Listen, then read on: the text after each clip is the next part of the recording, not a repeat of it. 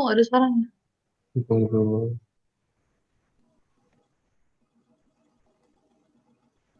Ya. Ya.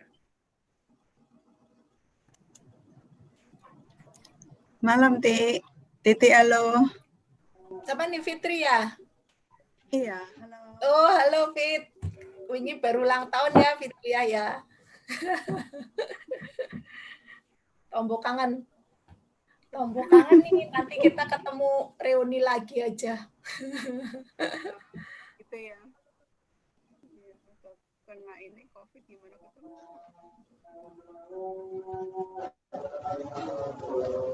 Kalau Mas Wijani dulu dari mana alumninya?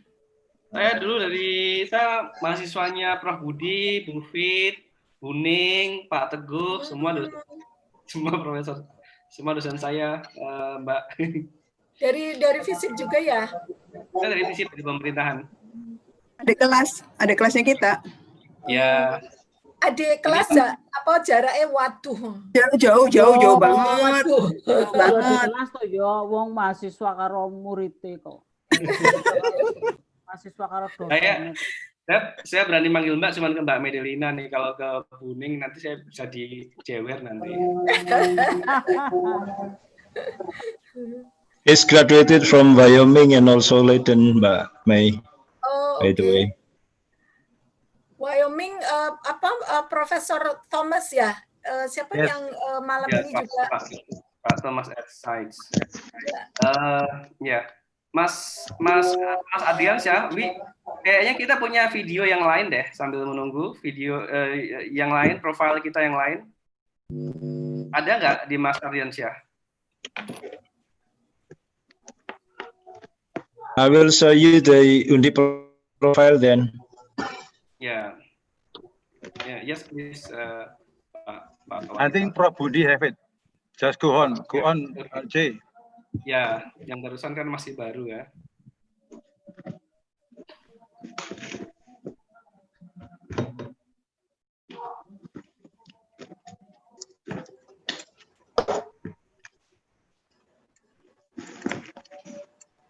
Belum ada suaranya, Prof.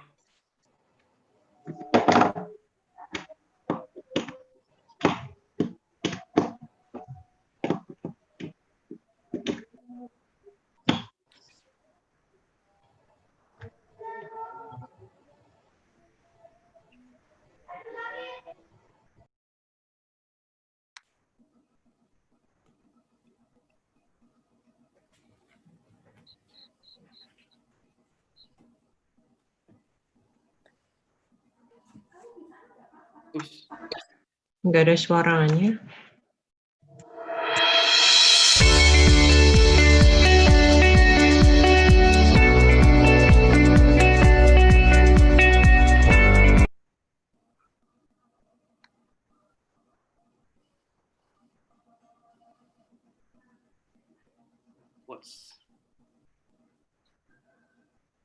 Halo, Mas Adriansyah.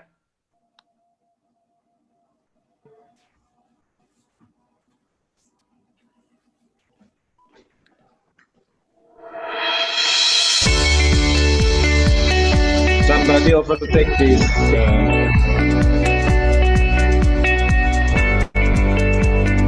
Universitas Diponegoro atau yang lebih dikenal dengan Undip merupakan salah satu universitas terbaik di Indonesia yang terletak di Kota Semarang, Jawa Tengah, Indonesia. Berdiri pada tahun 1956 dan mendapatkan status sebagai universitas negeri pada tahun 1961. Universitas Diponegoro telah mendapatkan statusnya sebagai perguruan tinggi negeri Badan Hukum atau PTNBH. Saat ini memiliki 11 fakultas, 1 sekolah magister, dan 1 sekolah vokasi. Salah satu fakultas di Universitas Diponegoro adalah Fakultas Ilmu Sosial dan Ilmu Politik yang telah berdiri sejak tanggal 1 Maret 1957. Dengan seiring waktu, kini telah berkembang menjadi salah satu fakultas terbaik untuk pembelajaran dan penelitian di bidang ilmu sosial dan ilmu politik di Indonesia. FISIP, mempunyai visi menjadi fakultas riset unggul dalam bidang ilmu sosial dan ilmu politik. Visi tersebut diwujudkan menjadi beberapa misi, yaitu menghasilkan lulusan yang mampu bersaing di tingkat nasional dan internasional, melakukan penelitian terkait isu sosial dan politik, melakukan pengabdian masyarakat berbasis kompetensi keilmuan dan teknologi, meningkatkan kualitas jejaring nasional dan internasional. Guna mencapai visi dan misi tersebut, Fakultas Ilmu Sosial dan Ilmu Politik menggunakan panduan nilai-nilai yang ada dalam simbol Orange Diponegoro. Simbol ini mencerminkan semangat perjuangan Pangeran Diponegoro terkait loyalitas, integritas, keberagaman, kreativitas, keterbukaan, dan pelayanan profesional pada seluruh stakeholder yang ada. Saat ini, Fakultas Ilmu Sosial dan Ilmu Politik mempunyai 5 departemen, yaitu Departemen Politik dan Ilmu Pemerintahan, Departemen Administrasi Bisnis, Departemen Ilmu Komunikasi, Departemen Administrasi Publik, dan Departemen Hubungan Internasional. Departemen Politik dan Ilmu Pemerintahan memiliki 3 program studi, yaitu program Sarjana Ilmu Pemerintahan yang mempersiapkan mahasiswa yang siap secara teoritis dan praktek langsung dalam bidang pemerintahan, politik, dan kebijakan.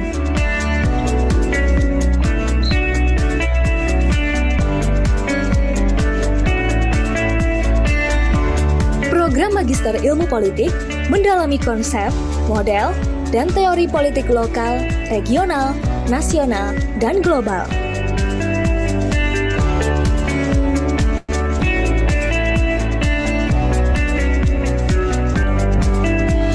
Program Doktor Ilmu Sosial berkonsentrasi pada ilmu politik dan administrasi bisnis.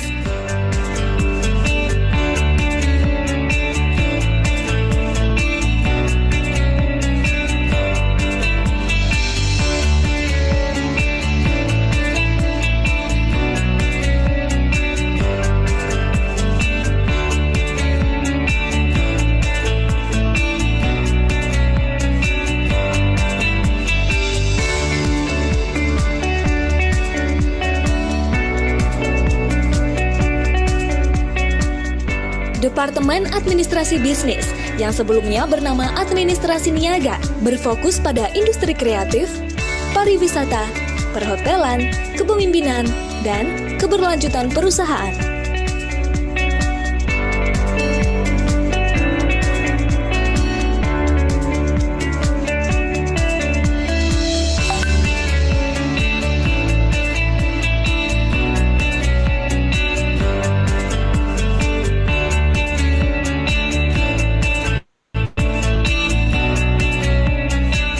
Departemen Ilmu Komunikasi memiliki 2 program studi, yaitu program Sarjana Ilmu Komunikasi yang mempunyai 2 konsentrasi, yaitu jurnalistik atau komunikasi strategis.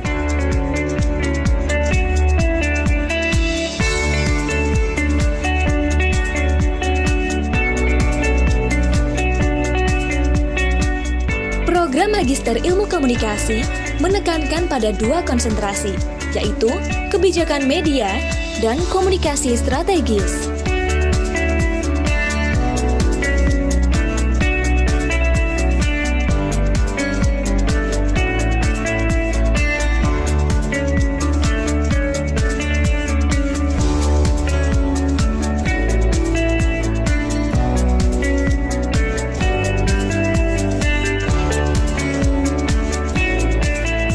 Departemen Administrasi Publik mempersiapkan lulusannya untuk memiliki kompetensi teoritis maupun praktis dalam analisis kebijakan dan manajemen sektor publik. Departemen ini memiliki 3 program studi, yaitu program Sarjana Administrasi Publik yang berfokus pada analisis perencanaan strategis, manajemen dan organisasi, komunikasi organisasi publik, dan pengawasan sektor publik. Program Magister Ilmu Administrasi dengan konsentrasi program ini terbagi menjadi 2 fokus studi, yaitu Administrasi Publik dan Administrasi Bisnis.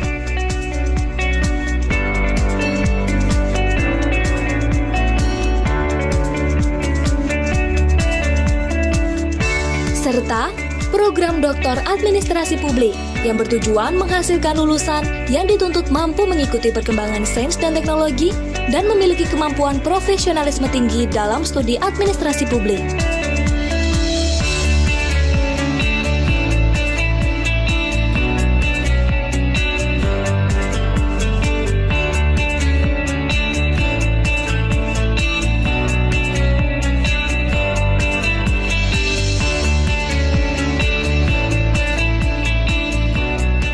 Departemen Hubungan Internasional mempunyai fokus pembelajaran pada masalah kejahatan transnasional.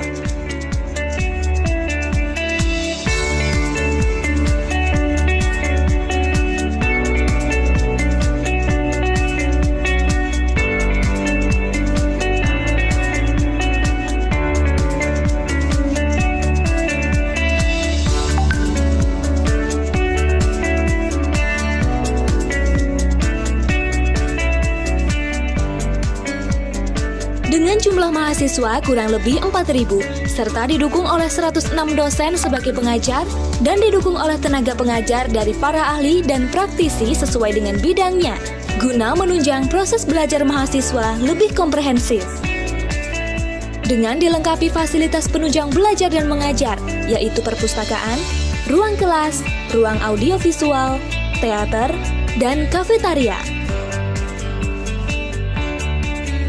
Untuk meningkatkan kualitas dan mutu pembelajaran pada Fakultas Ilmu Sosial dan Ilmu Politik Universitas Diponegoro, didukung oleh unit kerja yaitu Research and Development Unit, menyediakan fasilitas bagi dosen untuk melakukan penelitian dan pengabdian pada masyarakat, melakukan kerjasama dengan institusi lain guna mengaplikasikan pola ilmiah dan menciptakan perbaikan di lingkungan.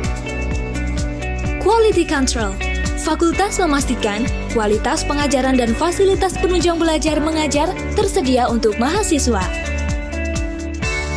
International Office menyediakan informasi dan pelayanan terkait program pertukaran mahasiswa dan memfasilitasi mahasiswa internasional FISIP Undip. Public Relations sebagai penghubung antara fakultas dengan para pemangku kepentingan. Saya berkesempatan untuk bertemu dosen dan teman yang memiliki pandangan yang luas, sehingga itu membantu saya untuk membuka mindset saya lebih luas. Kemudian, saya berkesempatan juga untuk melakukan program pertukaran pelajar. And everything is so great for me, especially students. They are so really active, and after the class, they usually give the questions to the teachers and discuss those questions really enthusiastically. And I think, I need to be more active. Saya tidak hanya mendapatkan teori saja, tapi saya juga berkesempatan untuk melakukan banyak praktik dalam bidang komunikasi. Sekaligus saya berkesempatan untuk melakukan banyak riset dipandu dengan staf pengajar dan pembimbing yang handal. I'm taking these courses and everything is excellent. And what I think about FISIP, I think FISIP is really a good place. They are all very talented and they are all very warm and kind, and I love everything about that. Banyak hal yang saya pelajari selama saya menempuh perkuliahan di FISIP Undip. Saya tidak hanya diajarkan mengenai teori ilmu sosial dan ilmu politik saja, namun saya juga diajari bagaimana cara mempraktikannya di tengah masyarakat. Guna mendukung minat, bakat, serta kreativitas mahasiswa dalam bidang akademis maupun non-akademis, maka dibentuk unit pelaksana kegiatan yang langsung di bawah koordinasi oleh Badan Eksekutif Mahasiswa, meliputi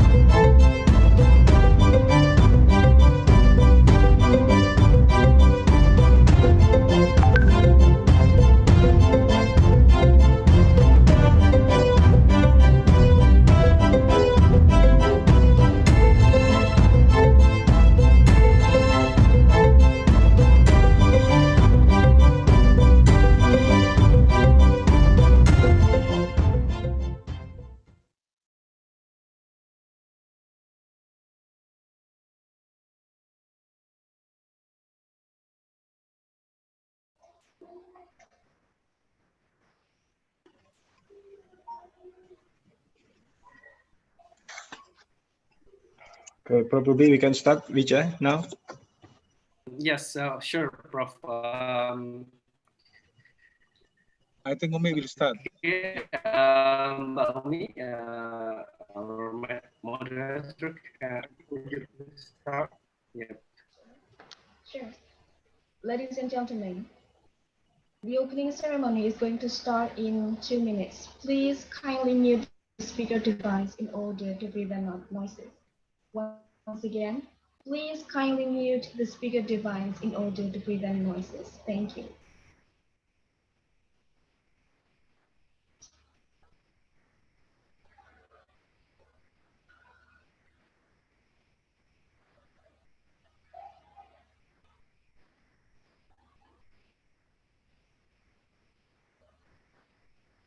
Excellencies, distinguished guests, participants, ladies and gentlemen.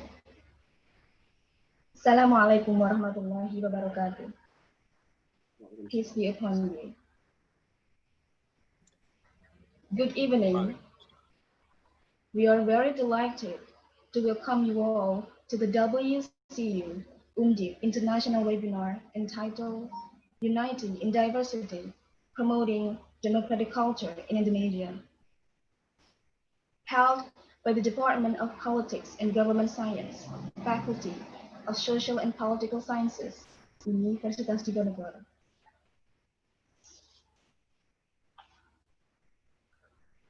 The Honorable Vice Rector of Academic and Student Affairs of Universitas Diponegoro, Professor Budi Setiano, PhD.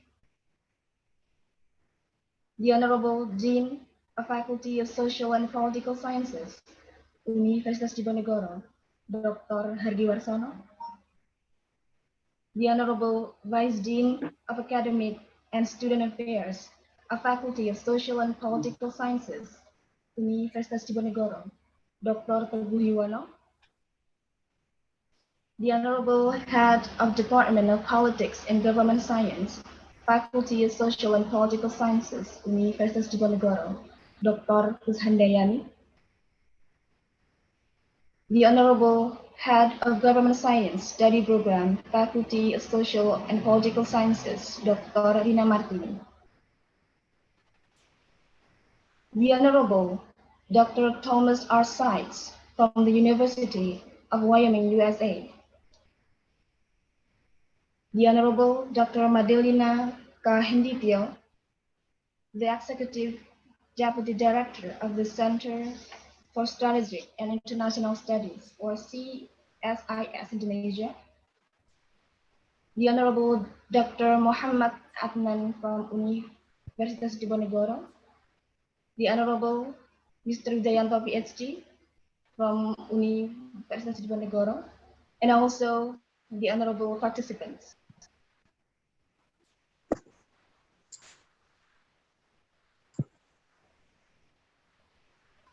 Excellencies, participants, ladies and gentlemen, we are now going to sing the national anthem of the Republic of Indonesia.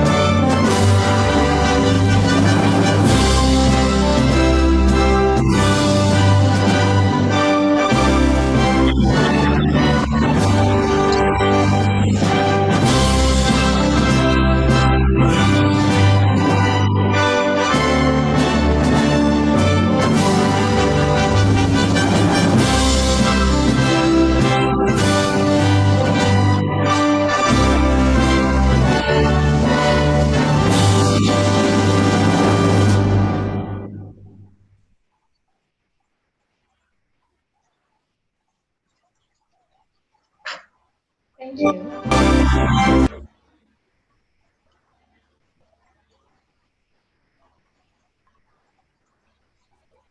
Excellencies, participants, ladies and gentlemen, we are now going to listen the opening speech delivered by the Dean of Faculty of Social and Political Science, Universitas Diponegoro. Ladies and gentlemen, please welcome Dr. Hardiwarsono. Time is yours. Thank you. Assalamualaikum warahmatullahi wabarakatuh. The Honorable Vice Rector of Academic and Student Affairs, Universitas Diponegoro yang amat terpelajar, Profesor Budi Setiono. Selamat malam, Pak Budi. The Honorable Head of Department of Politics and Government Science of Faculty of Social and Political Science, Dr. Kushandayani, selamat malam. The Honorable Speaker, Dr. Thomas R. Shedd from the University of Wyoming, USA. The Honorable Speaker, Dr. Medelina, selamat malam, Mbak Medelina. The Executive Deputy Director of the Center for Strategic and International Studies for Indonesia. The Honorable Speaker, Dr. Muhammad Adnan and Dr. Teguh Yuwono from Universitas Diponegoro. First of all, I would like to express my great thanks to all participants who joined this world-class Universitas Diponegoro International Webinar organized by Department of Politics and Government Science, Faculty of Social and Political Sciences, Universitas Diponegoro. Department of Politics and Government Science is one of 5 departments in the faculty. 4 other are Department of Public Administration, Department of Communication Science, Department of Business Administration, and Department of International Relations. Despite department offers some study programs starting from bachelor's degree, master degree, and PhD degree. All people or students from across the world are warmly welcome to study and share culture while studying here in our faculty. Internationalization of Universitas Diponegoro certainly provides more opportunities for people across the world to visit and study here in Faculty of Social and Political Sciences, Universitas Diponegoro. The faculty is very keen to support and facilitate all the people to have good academic experiences in the university. Distinguished ladies and gentlemen, the topic of this international webinar is very interesting, challenging as well as demanding. Democracy in Indonesia, or maybe also in the world, is a never-ending thing. All countries across the world try to run or develop democratic system in their social political life. Promoting democracy toward real excellent democracy and practice is not as simple as we think. Democracy is not only value, it is more than that. Democracy needs to be implemented in every single practice of managing the state. There are many obstacles and challenges in implementing this democratic system. Talking democracy is not only discussing about structure or institution. Democracy is also importantly talking about democratic cultures. Promoting democratic culture in Indonesia's democracies is then very pivotal. Therefore, I find this international webinar is important and strategic to provide more insight and solutions to the future of Indonesia democracy. I do hope all the participants will enjoy discussing and get more benefit for being a part of this seminar. Finally, by giving a say, Bismillahirrahmanirrahim, international webinar with the topic Unity in Diversity, Promoting Democratic Culture in Indonesia is officially open it. Bapak dan Ibu sekalian, para peserta yang kami hormati, semoga dengan seminar ini kita banyak mendapatkan pencerahan. Ya. Terima kasih pada semua narasumber yang telah bersedia untuk memberikan materi, dan semoga dengan ini kami juga berdoa di tengah pandemi COVID ini kita semuanya dalam kondisi sehat walafiat senantiasa. Thank you very much. Wassalamualaikum warahmatullahi wabarakatuh. Waalaikumsalam. Thank you for the opening speech, Dr. Hadiwarsana.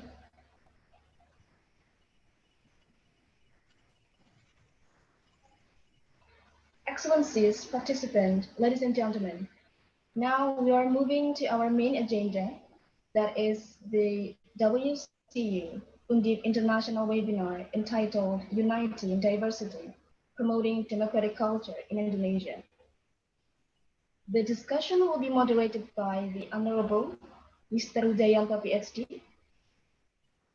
He is a lecturer at the Department of Politics and Government Science, Faculty of Social and Political Sciences, Universitas Diponegoro.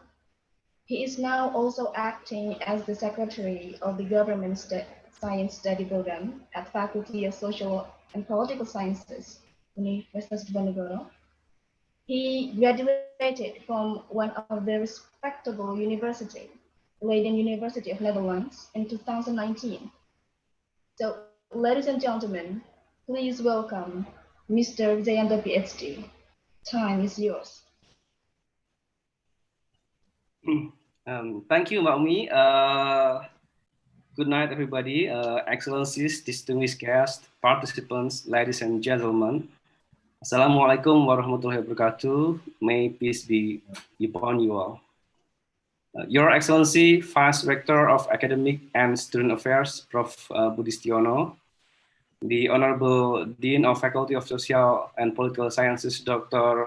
Hadiwarsono, the Honorable Vice Dean of Academic and Student Affairs, Dr. Teguh Yuwono, the Honorable Head of Department of Politics and Government, Dr. Kushandayani, the Honorable Head of Government Science, Dr. Rina Martini, the Honorable Speakers and distinguished participants. It's really such a privilege for me to act as the moderator of this international seminar. I am delighted to welcome you all to the world-class University Undip International Webinar entitled Unity in Diversity, Promoting Democratic Culture in Indonesia, held by the Department of Politics and Government, Faculty of Social and Political Science. This seminar tonight is actually part of a big theme that we are carrying, which is promoting democracy in the time of global pandemic. Ladies and gentlemen, as we already know, we are now facing a crisis, which is triggered by the pandemic. But at the same time, actually, it's attacked to every aspect of our life, economic life, political life, as well as, of course, our democracy. But of course, in this kind of circumstance, it's very important to keep our spirit and to keep going on. That is why this seminar is timely, it's very important, more than ever before. So for the next 2 hours maximum, I will be guiding this seminar. And I would like to share to you that our session will be divided into 2 sessions. The first session, we will have a keynote speech by Professor Budistiono, and which is followed by the second session, which is the seminar with 3 speakers.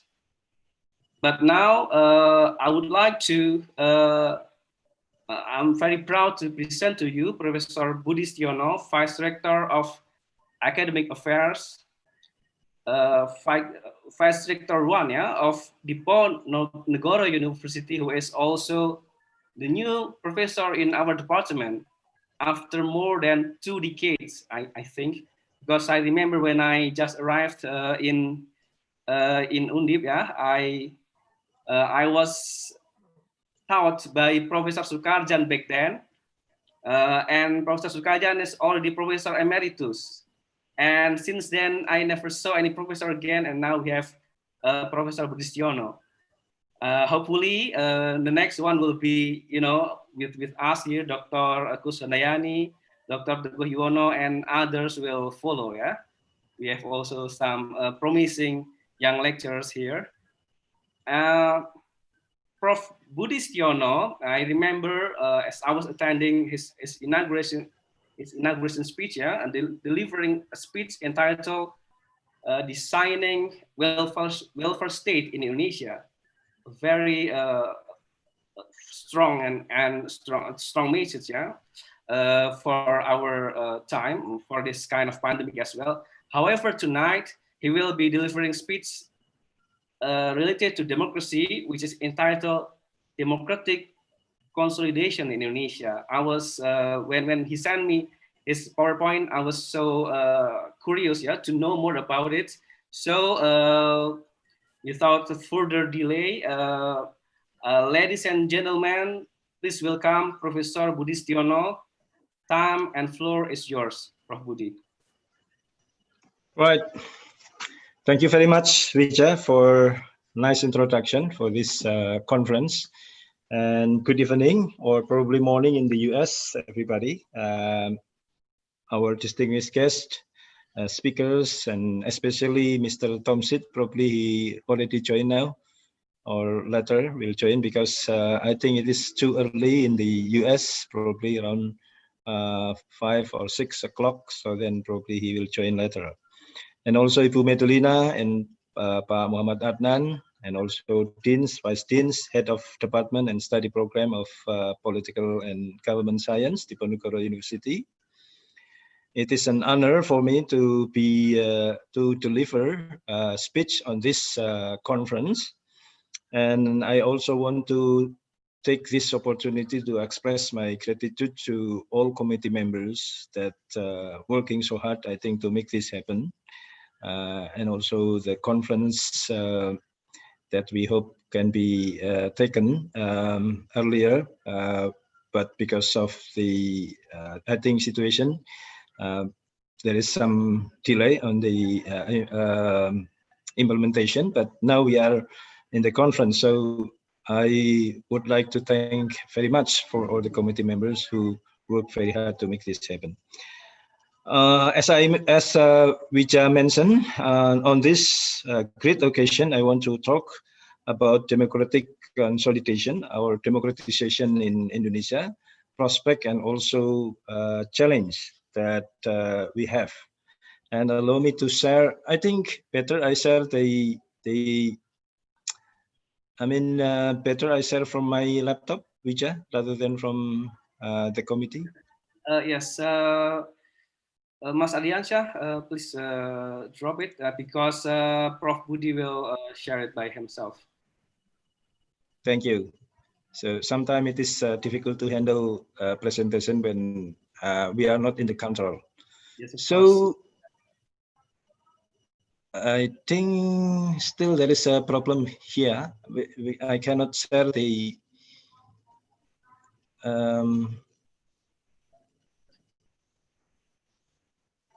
all right. So probably you can see the presentation then? Yes, we can see it now. All right, thank you very much. So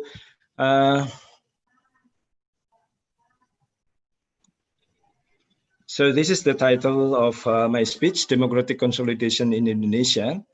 Currently, we know that Indonesia already have some progress, very significant progress on democratic transition and also consolidation. And then this is our main agenda now, how transform formal democracy to substantive democracy. I mean, by some measurement, I think in terms of democratic tools, our progress now already fulfill all measurement or indicators of democratic system. in our country. But if we talk about substantive democracy, probably this is another thing, because there are so many indicators also show that the substantive democracy is not take place by optimum performance in our current situation. We want to talk later on about this. So this is the content of my presentation. I first will start with narration about Indonesia's road to democratization, and then also talk about the challenge of democratization that we face, and then also talk about the agenda for advancing democratization in the future. First of all, about the democratization process itself, we know that democratization process by theory of democracy, for example, from Hara, there are certain steps of democratization, and I think this is what we are experiencing now in Indonesia during the last 2 decades. Started with the collapse of authoritarian regime, and then we experience with democratic transition. Certain mechanism of democracy has not took place during this period, but there are some effort to make this democratic device and also process happens. And then after that, we experience with democratic consolidation, and then hopefully our country will end up with maturing democracy. And this is, I think, in Indonesian case, the collapse of authoritarian regime started in 1998 by huge mass demonstrations demanding, the end of New Order regime or Suharto's presidency at the time. And then our student and also myself, I think, most of us also engaged in that demonstration during 1997, 1998. Yeah. And then we stepped with democratic transition during Habibie's presidency and also after Habibie, basically 1999 until 2004. And then real democratic consolidation, I think, took place within 5 general elections, 2004, in my assumption, until 2024. So we are now actually in the process of democratic consolidation. And then I think and I hope that we can step into maturing democracy after 5 times of general election, meaning after 2024 forward.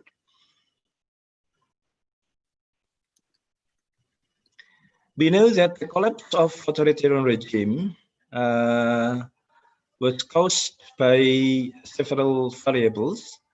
This is, I think, if we read the books that recording democratic consolidation and democratic transition in Indonesia, this is what most of the books said about the determinant for the collapse of authoritarian regime or Suharto's regime.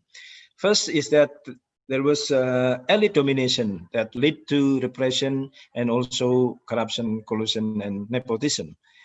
Those who lived during period of Suharto, I think there are big tension that was faced by the people regarding elite domination, that it was seen that the concentration of the power mainly in the hand of Suharto and the circle. And then also there are some repression, of course. Student activists like me and also Pak Teguh Yono felt that kind of repression when we make when we made research regarding golput, for example, regarding non-decided voters. Then suddenly we have to face with interrogation from law enforcement apparatuses, yeah, and also some of terror during that time. And then also because of that domination, it is very easy to see the government apparatuses at the time to conduct or to take benefit from themselves by conducting corruption, collusion, and nepotism in various way and also sector of government.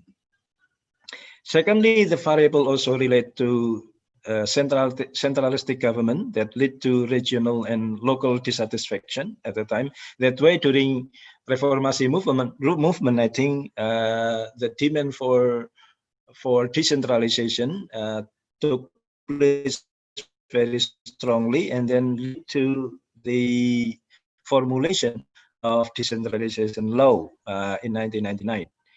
And then thirdly, determinant that also push the collapse of authoritarian regime relate to ineffectiveness of public management and services, meaning that the people generally cannot have satisfaction during or when they pursue services from the government, because the strong position of the government, then the public servants did not act as the servant of the public, but rather serve power holder. So that way, many ineffectiveness happens, and also dissatisfaction of people when they pursue public services in the government agencies.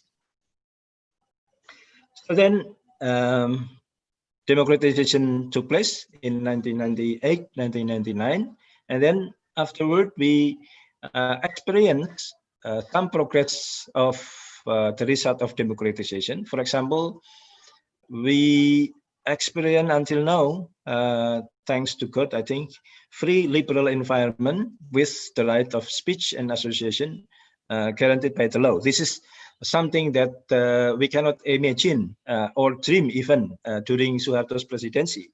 But because of the democratization process, now we can speak, and also gather in association or organization without any restriction or without any suppression from the government, basically.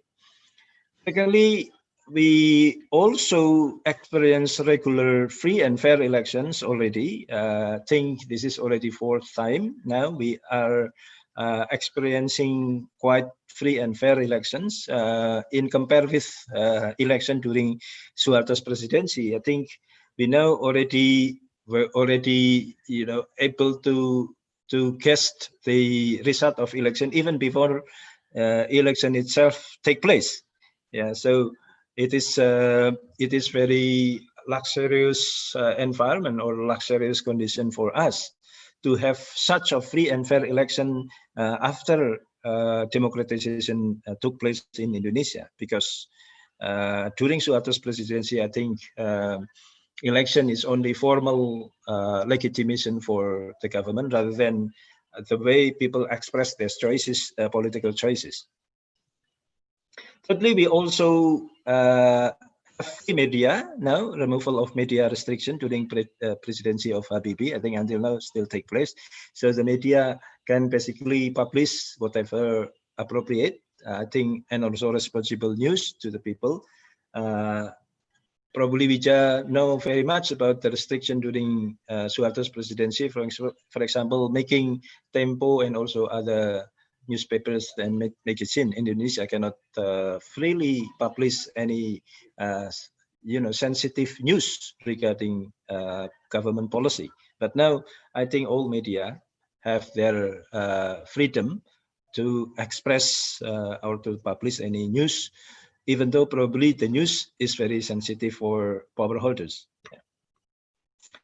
And then we also have significant power redistribution now, and also decentralization by law of decentralization that already published by the government in 1999. And even though it is already reformed several times, but basically local government, in fact, until up to village government now, they have a certain degree of independency in determining policy agenda for their own territory and for their own people. Despite there is some also quite number of restriction, but not very significant, I think. To a certain degree, some of central government agencies still want to take the opportunity to determine agenda, programs, and also budget in their own business. So and also disregard law on decentralization, I think, and making this quite a trouble to a certain degree. But overall, I think now, in compare with the situation during New Order government, is much better. The authority and also the significant determination of policy in the hand of local government in terms of village, kabupaten, kota or city government, and also provincial government. And then we also enjoy the removal of military from political arena. It is also a very situation that much release tension in the community. We know that during Suharto's presidency, military appearance was very strong in political arena, and then also they can use or abuse the power in their hand, meaning the use of the armed forces to press anyone who disagree with the government in political arena. So that's very dangerous at the time to disagree with the government. And now military removal already take place in Indonesia. So that political arena basically is free from intervention of military.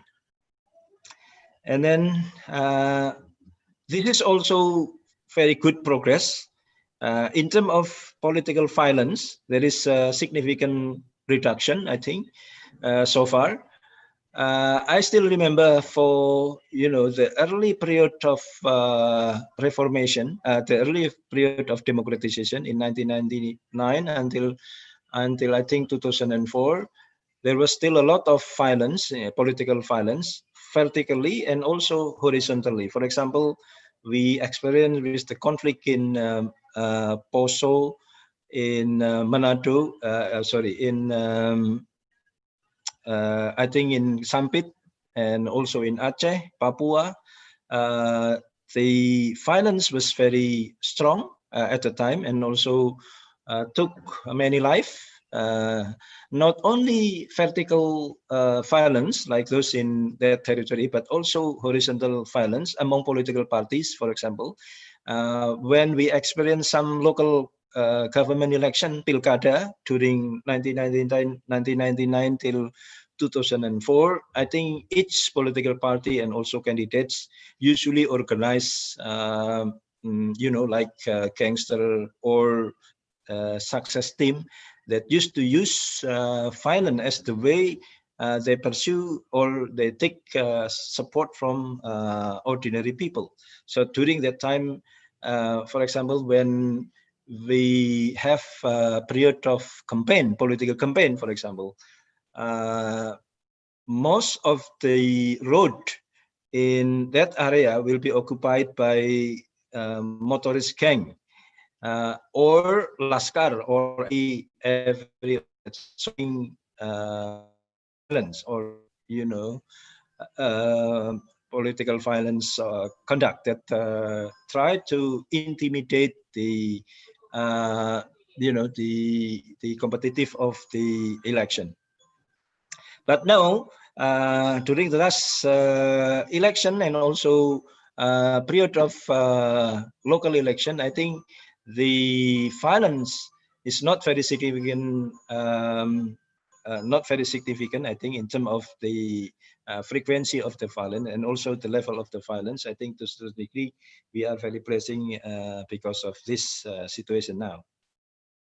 So we can basically concentrate to make every step of election to pursue the best candidates to be choose. Yeah. But regarding that kind of progress, we still face with a number of challenges in our democratic consolidation. In my opinion, at least there are 4 main problems. First is that we still face with strong existence of corruption. Yeah, we know that corruption, even though we already form extraordinary body like KPK or Corruption Eradication Commission in Indonesia, but the appearance of corruption still take place in many government business and also territory structure. Yeah. Secondly, we still face also the immature political parties. I can talk this later, but basically our political parties, in my opinion, have not served as used to be. I mean, as it has to be, as the channel of political aspiration for ordinary people, but rather they still act mainly serving political elites or by oligarchic system, rather than truly defending people interests in political arena. So this is also very strong problems until now. I think I just heard so many complaint about the way political parties choose their candidate during Pilkada, during local election, for example. In certain area, local people or local political committee propose name, but when the central committee of the party disagree with the name, then they easily wipe the name and then put another name that completely different with the people aspiration. And then thirdly, we also face with the reality that the political culture of our people probably still in the step of subject political culture. I think we can use the frame from Verba, Almond and Verba, the three step of political culture, from Kaula, subject, and participant. And now I think to the measurement from that tools by indicators, our position now at the political culture of the people, general people, still in the position of subject, meaning that we are not in the participant or mature democratic culture yet, but still in the middle way. And then fourthly, we also still face with huge economic inequality by whatever measurement. I think the rich become richer and the poor become poorer to a certain degree. So in that sense, there is imbalance of power between the rich and ordinary people. This lead to the problem, for example, that the democracy itself will not work as democratic way to promote people interest, but rather democratic processes only the way elite and also the rich legitimize their agenda by taking the food of the people using money politics, for example, so that basically the government run by the elite circle or by the rich by provide money or investment for the candidates, and then when the candidates can success in the election, then they prefer to serve the investors or those who give investment on their political career rather than serve the interest of the voters. So in terms of corruption, as I mentioned, data from Transparency International 2019, for example, we still regard it as 89 least corrupt nation out of 180 countries being surveyed by Transparency International. So this is a big problem because corrupt practices have weakening democratic progress in various ways, including inability of our country, I think, to make good and clean election. Yeah, because corruption also making possible money politics, and the result, of course, will take in very long and wide area. I think this is many data still show that corruption is still persistent in Indonesia in many various ways, And this is, of course, a substantive problem for making democratic consolidation successes. So we have to tackle corruption seriously then, in order to make democratic consolidation can run smoothly. And then, as I mentioned also, undemocratic political parties, most political parties we know are formed by and act as personal political tools for the elite circles to gain power, rather than as democratic device to channel people interest. As I mentioned, there are anecdotal evidence that aspiration from the people, especially not regarded as it has to be, but political parties tend to serve their elite rather than people aspiration. So there is an irony of democratic backbone, irony of the function of political party, because parties are mostly funded by super rich elite, not by grassroots people, and then lead to the fact that elite or founder of the party dominate in decision making in various ways, and then serving mainly for socio-political status of the elite rather than device for the people to show their aspiration. So this is a problem of democratic backbone in Indonesia. I think if we cannot fix this problem, democratization will not take place as it has to be. And then also political culture, as I mentioned, if we use the framework from Almond and Verba about political culture development, we can assume that if we relate it to economic progress in terms of GDP per capita, I think parochial culture take place in the area when the people still have GDP per capita less than $3,000 US, and then subject or early stage of political awareness can take place when the people have GDP per capita income between 3,000 until 10,000 US dollar. And then major political culture or participant political culture, meaning that people act in political arena by independent, having independency to choose rather than to receive any incentive benefit like money politics, but rather they make donation to support the candidate, for example, or support the party, or participate in the election by making donation.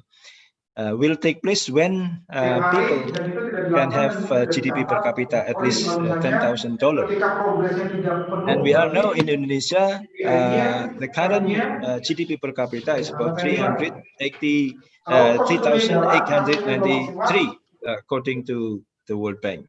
So we are in the middle of maturity of democratic culture, the people at the grassroots level. And also economic inequality, there are huge poor people still take place in Indonesia, and they cannot basically fulfill even only basic needs.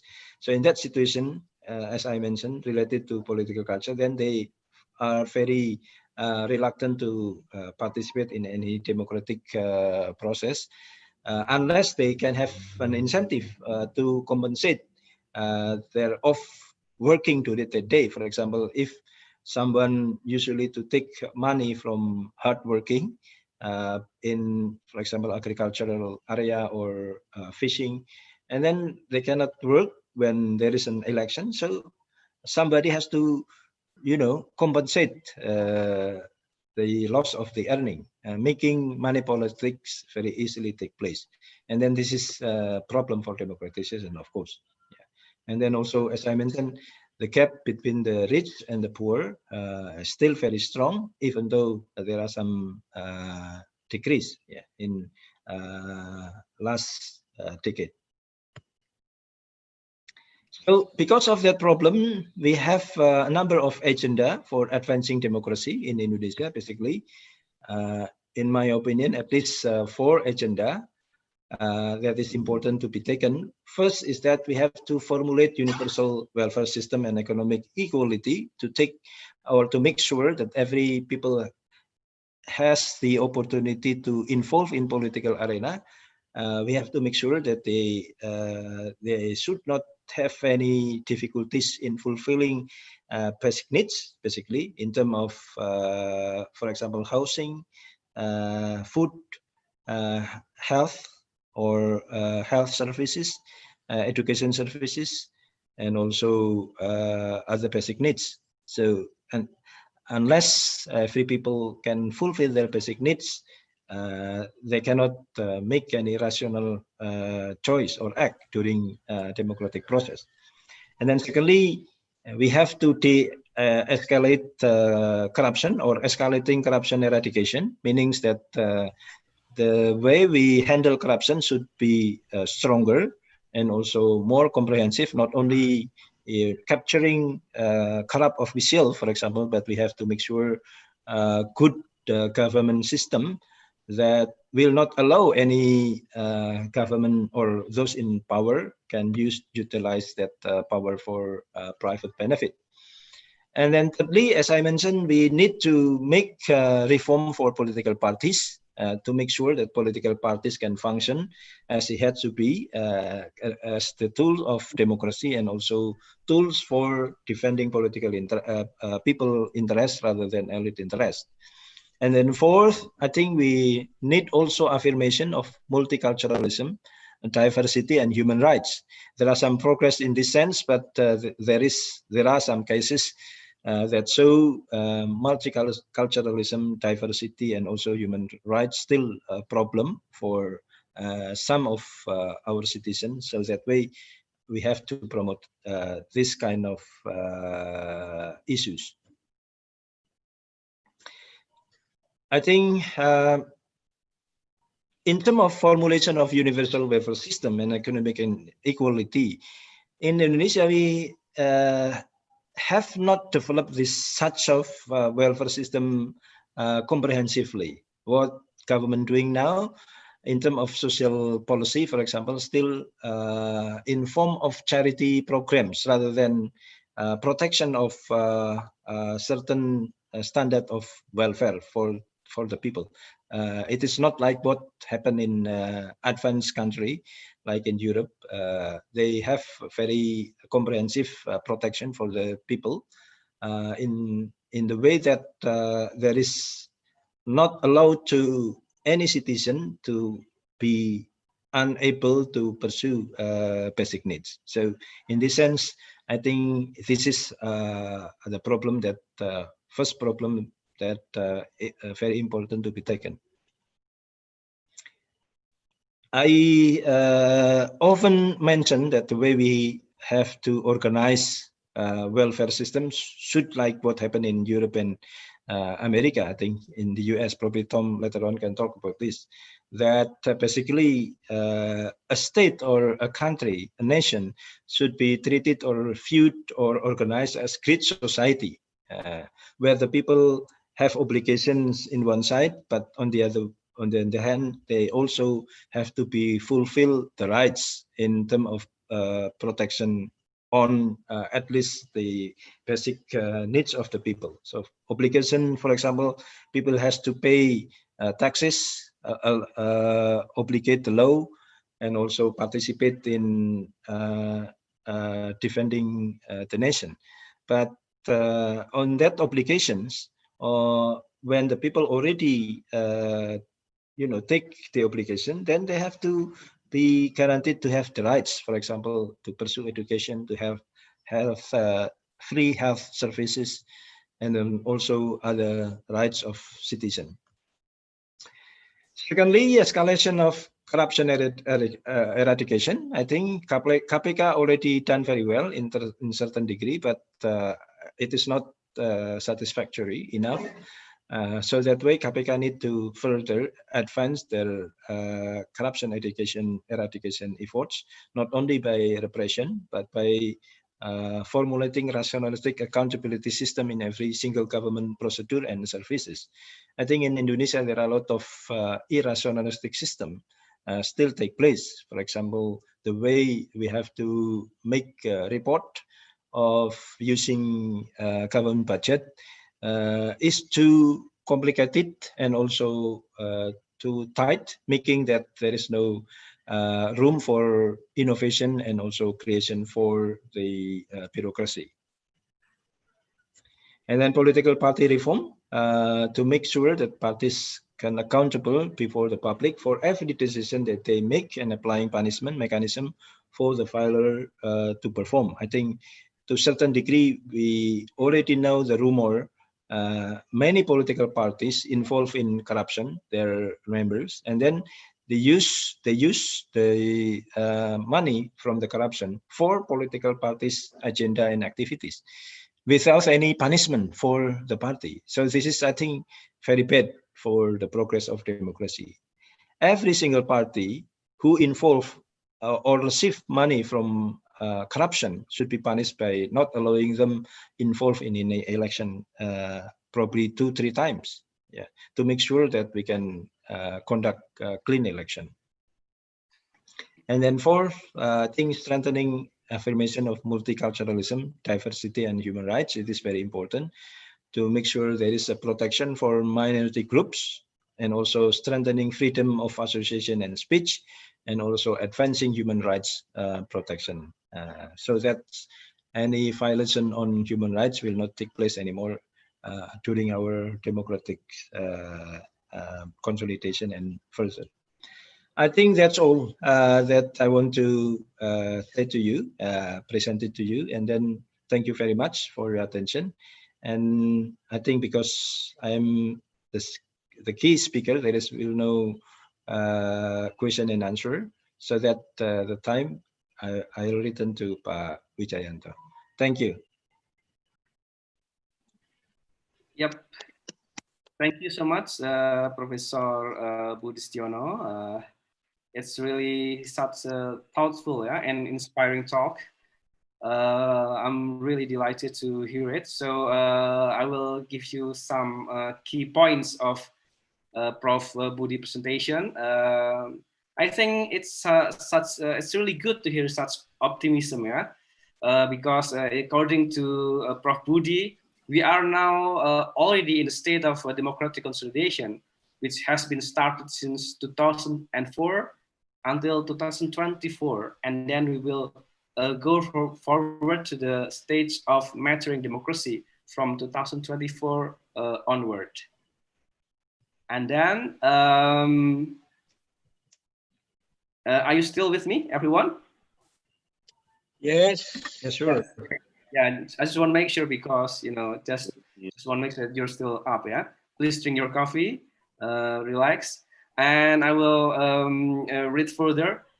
And also, Prof. Budi addressed, despite his optimism, that there are some obstacles to our democracy. Corruption is the first problem, and then the second one is immature political parties, the subject political culture, and then economic inequality. And Prof. Budi proposed that there are 4 challenges for our democracy: welfare state for equality, eradicating corruption, political party reform, and then platform for multiculturalism. So yeah, it's quite challenging. Like when we enjoy a dinner, we usually have an appetizer. Yeah, usually appetizer is short, delicious, and tasty, and also tempting. I think the opening. You said now. Take from your own fridge.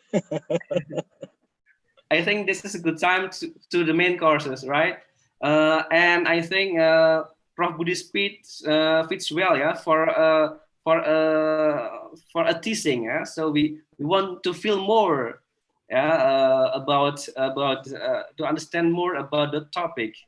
Why I think that Prof. Budi presentation is quite heartwarming, because if we look at the literature on the current state of democracy in Indonesia, such as from Marcus Michener, Fedi Hadis, yeah, Edward Aspinall, Warburton, Thomas Power, you name it. Yeah, they argue that we are not actually facing the democratic setbacks or democratic declining or what they say as democratic regression.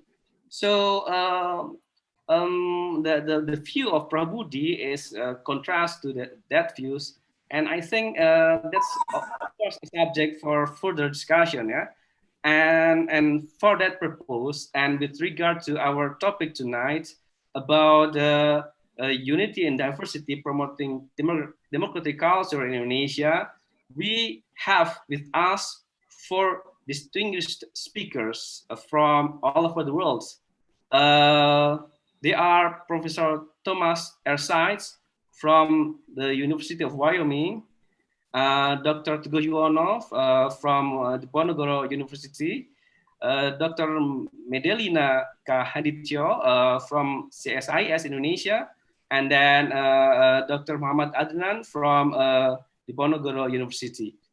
Now, I would like you to join me to welcome Professor Thomas Ersites, who will be the speaker for this seminar tonight. We will still have a long night. Yeah, this night will be a night to remember. Yeah, just like the title of the movie, A Walk to Remember. Now we have a night to remember. We will have to more or less 1 hour and 45 minutes ahead of us, and the time will be divided to 2 sessions: presentation and question and answers.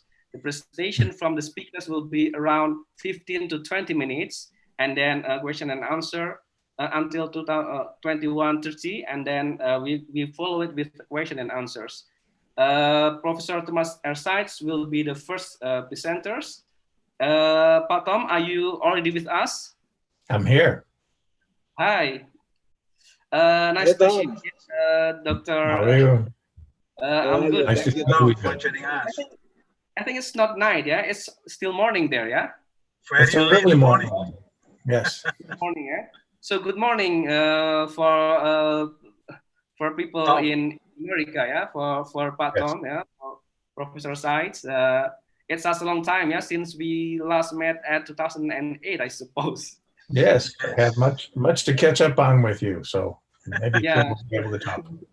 Okay, we'll talk more afterwards after this seminar, but now we would like to hear your view and your presentation about the democratic culture in Indonesia, yeah, promoting the democratic culture in this current state of our democracy, yeah. I remember that Professor Thomas Ersites is a lecturer in the comparative political culture. He talks a lot and he studies a lot and writes a lot, I suppose, about Indonesia as well. And Professor Thomas Ersites is also the director of International Studies, School of Politics, Public Affairs, and International Studies, University of Wyoming. Ladies and gentlemen, please join me to welcome Professor Thomas Ersites. The floor is yours. All right. Well, thank you for inviting me. It's nice to be here, and it's nice to see some old friends. In my younger days, I got to spend some time teaching at Undip, and it was a tremendously good time for me, and I have very fond memories and some good friends to this day, and some of them are here this evening. I will go ahead and share my screen if that's all right with you. Yes, of course. Okay. Yep. There we are. So you can see my slide, I hope. Yes. Okay. Dr. Wijayanto said that I'd be talking about the democratic culture in Indonesia, and that is something that fascinates me a great deal. I've been studying it for many years. And Indonesia is a place where someone like me could get lost and spend his life working there and never begin to scratch the surface. It's such a complex society. And we'll talk about political culture, but one of the things I want to talk about today is the competing narratives between the government and various groups in society, primarily in social media, and how these narratives work for and against the unity of the country. I have Taguyuono's name up here because this comes from a paper that he and I wrote last year, but the presentation is mine, but of course he deserves credit. So I wanted to make sure his name was here. This happens to me all the time. Stupid thing. There we are. Okay. Democracy under threat. Okay. The nation is under pressure from increasingly under pressure from skillfully constructed campaigns of organized disinformation. So remember, misinformation is information that's wrong. Disinformation is information that's deliberately wrong. You all know that. And in the US, this is called fake news. In Indonesia, I believe it's referred to as hoaxes. And these campaigns are undermining some of the nation's key narratives. And of course, I'm talking about the Republic of Indonesia and the United States, because we're seeing similar problems right now. Democracy in this country is being challenged very seriously at this point in time. So as you know, the US has long proffered advice on building democracy. When I was in Indonesia in 1999 for the first post-New Order election there, I think there were more election observers in the country than there were Indonesians. It was just completely overwhelmed by people who were coming to make sure that Indonesian democracy was proper. And the USA is one of the worst culprits that way. We have tended to lord this over other countries. But as I speak today, the USA does not look like a model democracy. So on the left, you see the protests that are still ongoing since the killing of African-American named George Floyd by police officers, white police officers in Minnesota, which triggered demonstrations against the racial inequalities and the structural racism that characterizes aspects of US society. On the right-hand side, you see federal, paramilitaries, for lack of a better term. These are the sorts of things that we normally associate in the US with developing countries. But it just goes to show that there's no such thing as a fully developed country. It's a process for all. But the United States under President Trump seems to be taking a step backwards with this, various things, but especially the deployment of these federal troops to address riots in American cities, which he does not have the authority to do. So we're not the model to be teaching others, but I'd still like to make some observations. So I'd argue that the government is formulating inadequate responses to these challenges to the narrative. In essence, they're treating the symptoms without treating the underlying maladies. They're not challenging the competing narratives. And again, I'm talking about Indonesia and the United States. But the broader picture is the idea that there's nothing that's considered legitimate information anymore. There's nothing that's considered unassailable information from recognized legitimate news sources. And that's a real problem because there's no more authoritative news. So this allows contending and contentious narratives to proliferate, especially through social media. So the year was 1996, way back when. I presented a paper at the American Political Science Association meeting in San Francisco. There was a workshop on internet and communications technologies and political development. And there was an eminent scholar of telecommunications there named Heather Hudson. And she asked me what was really different about the internet. She was skeptical. And all I could come up with was that anyone could broadcast.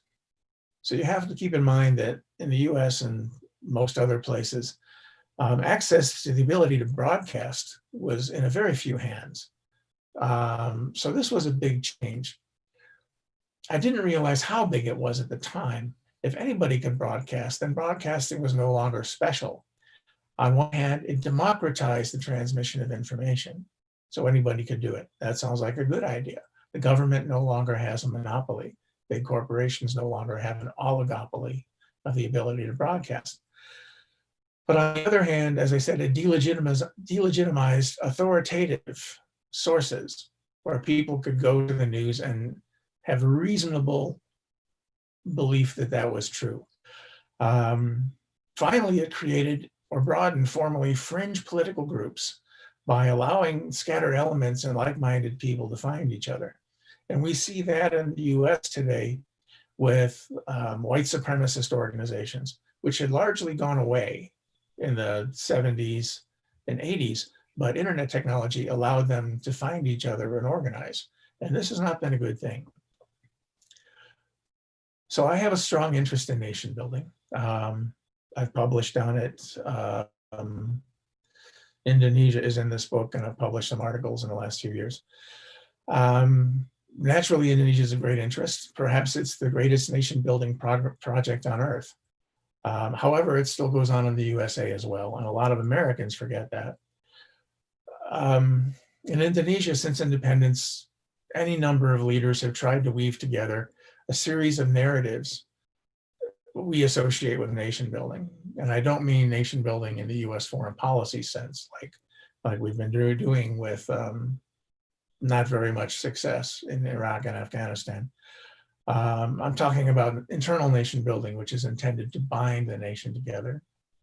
So there's a shared history that's been promoted, the Majapahit Empire and other histories that portray what we now know as Indonesia, the entire archipelago, as being one entity. There are the 4 pillars, which you know well. There is an emphasis on unity, and unity is one of the central narratives that's under threat. Another narrative under threat is this body of ideas and still embryonic norms that coalesce around the concept of reformasi. It involves rebuilding institutions and building new ones after 32 years of a new order.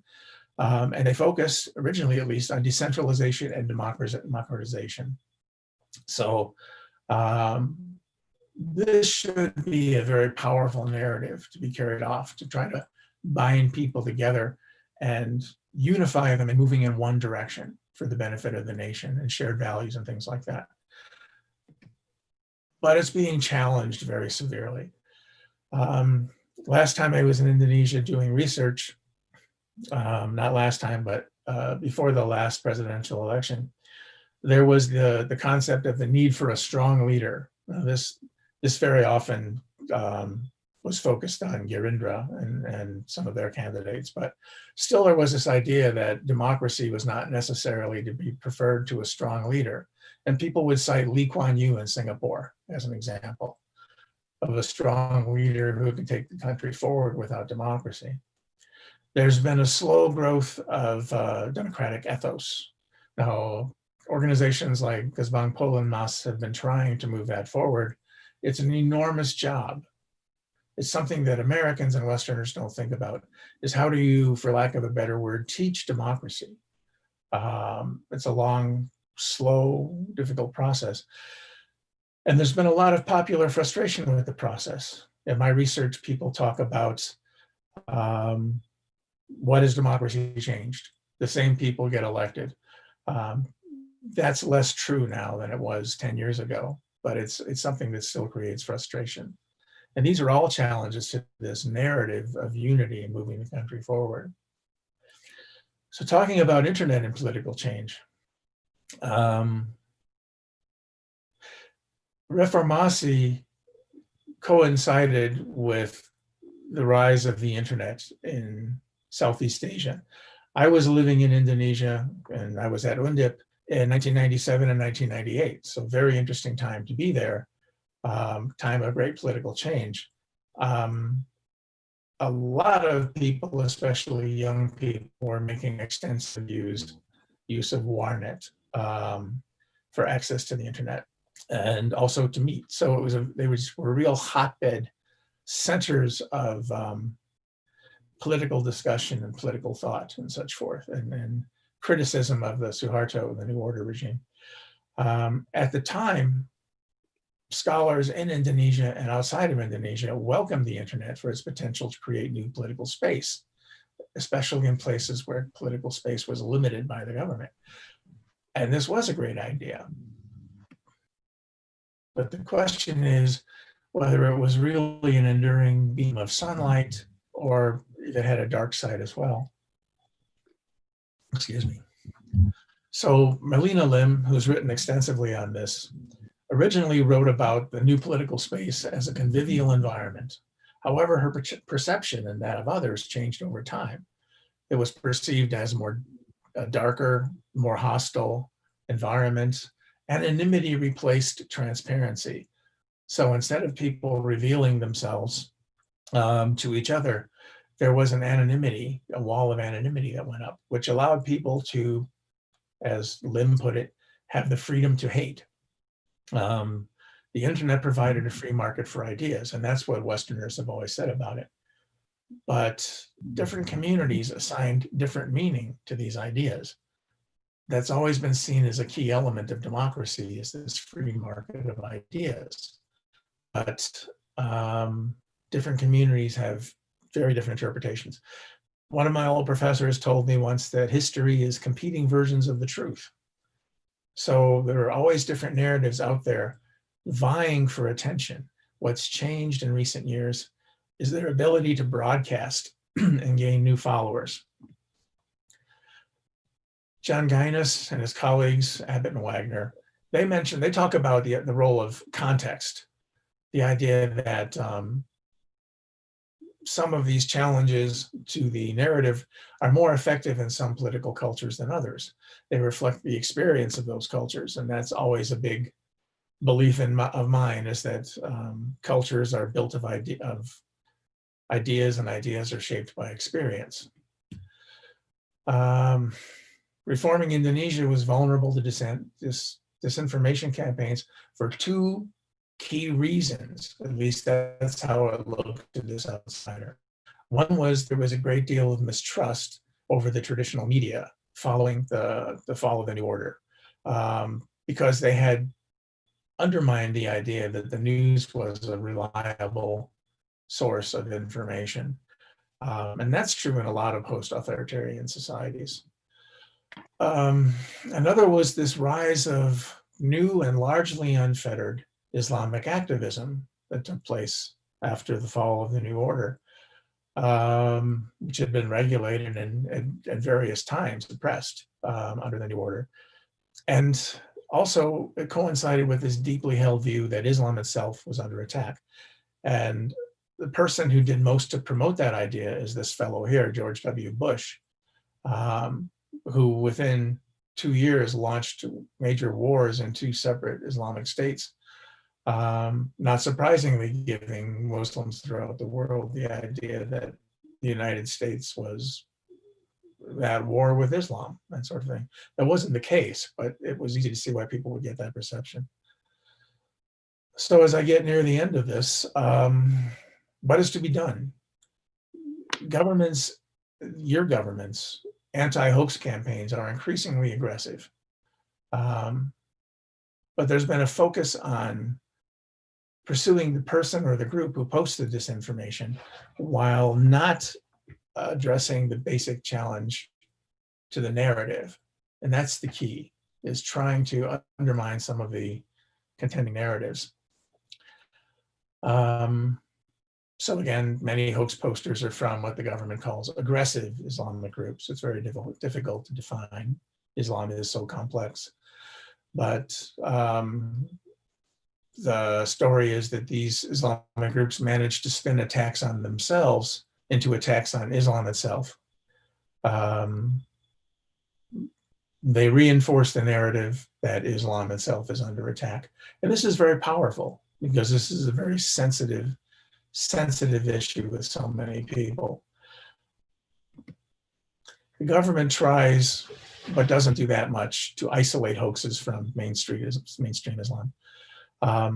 There are these different government agencies, and Mafindo, who does so much with tens of thousands of volunteers to identify these sites, these offending sites, and shut them down. But they're stamping out fires You know, if you think of someone trying to stop a forest fire by chasing after the sparks and stamping them out, that's kind of analogous to what these organizations are doing.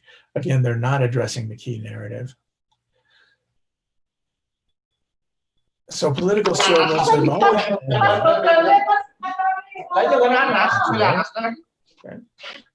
political struggles have always been about competing ideas and information. But social media have made it more of a battle space. Again, because of this erosion of the idea that there are legitimate news sources.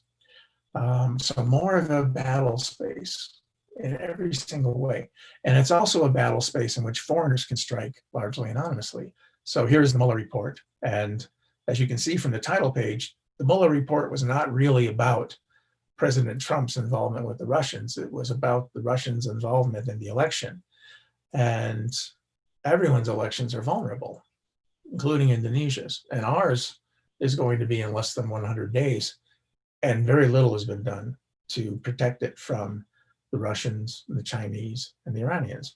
So if there are people who want to influence politics in Indonesia through social media campaigns by challenging dominant narratives and inserting narratives of their own, there's nothing to stop them. It's not really a challenge for them. So there are strange aspects to American political culture, and one of them is a strong mistrust of government. Americans are very mistrustful of too much power gathering in too few hands. This has always been the case. And this is one of the things that gives emphasis to these alternative narratives, because people don't necessarily take the government's word as being reliable. In the US, social media have become an even broader battleground because these things are being politicized that really should not be politicized.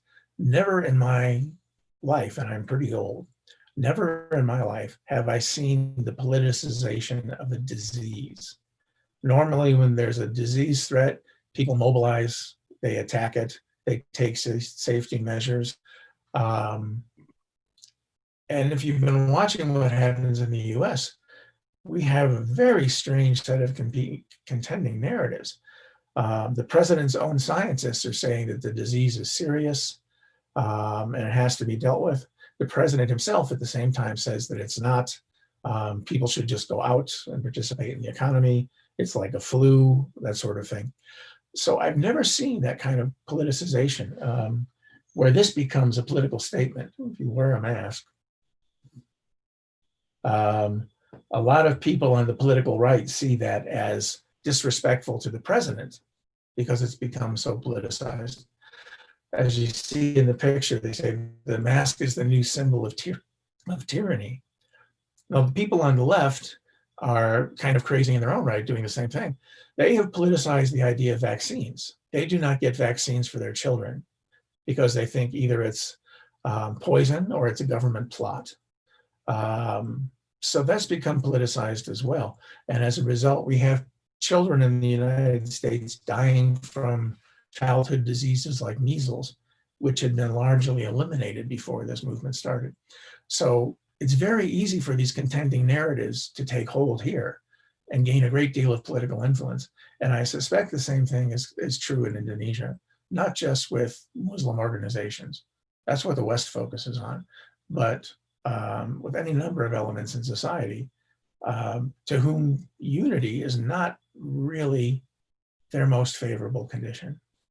So these are information wars, and it remains to be seen whether your government or mine is going to be able to come up with and effectively deploy its own effective campaigns to try to preserve the narrative that continues to move the country forward. And with that, I will say thank you. Thank you so much, Professor Seitz. I think that's a very, very helpful, yeah, and inspiring presentation, and stimulating as well for further thinking. Yeah, Professor Seitz has presented his opinion that we are actually, our government doesn't do enough to prevent hoax and fake news.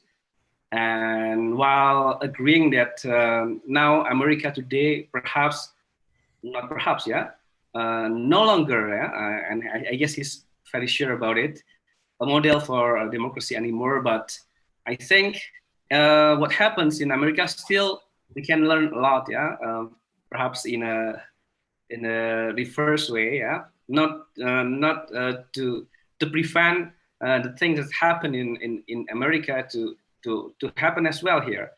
And internet has brought a lot of things. Everyone can broadcast, but it also means challenging the narrative, the dominant narrative.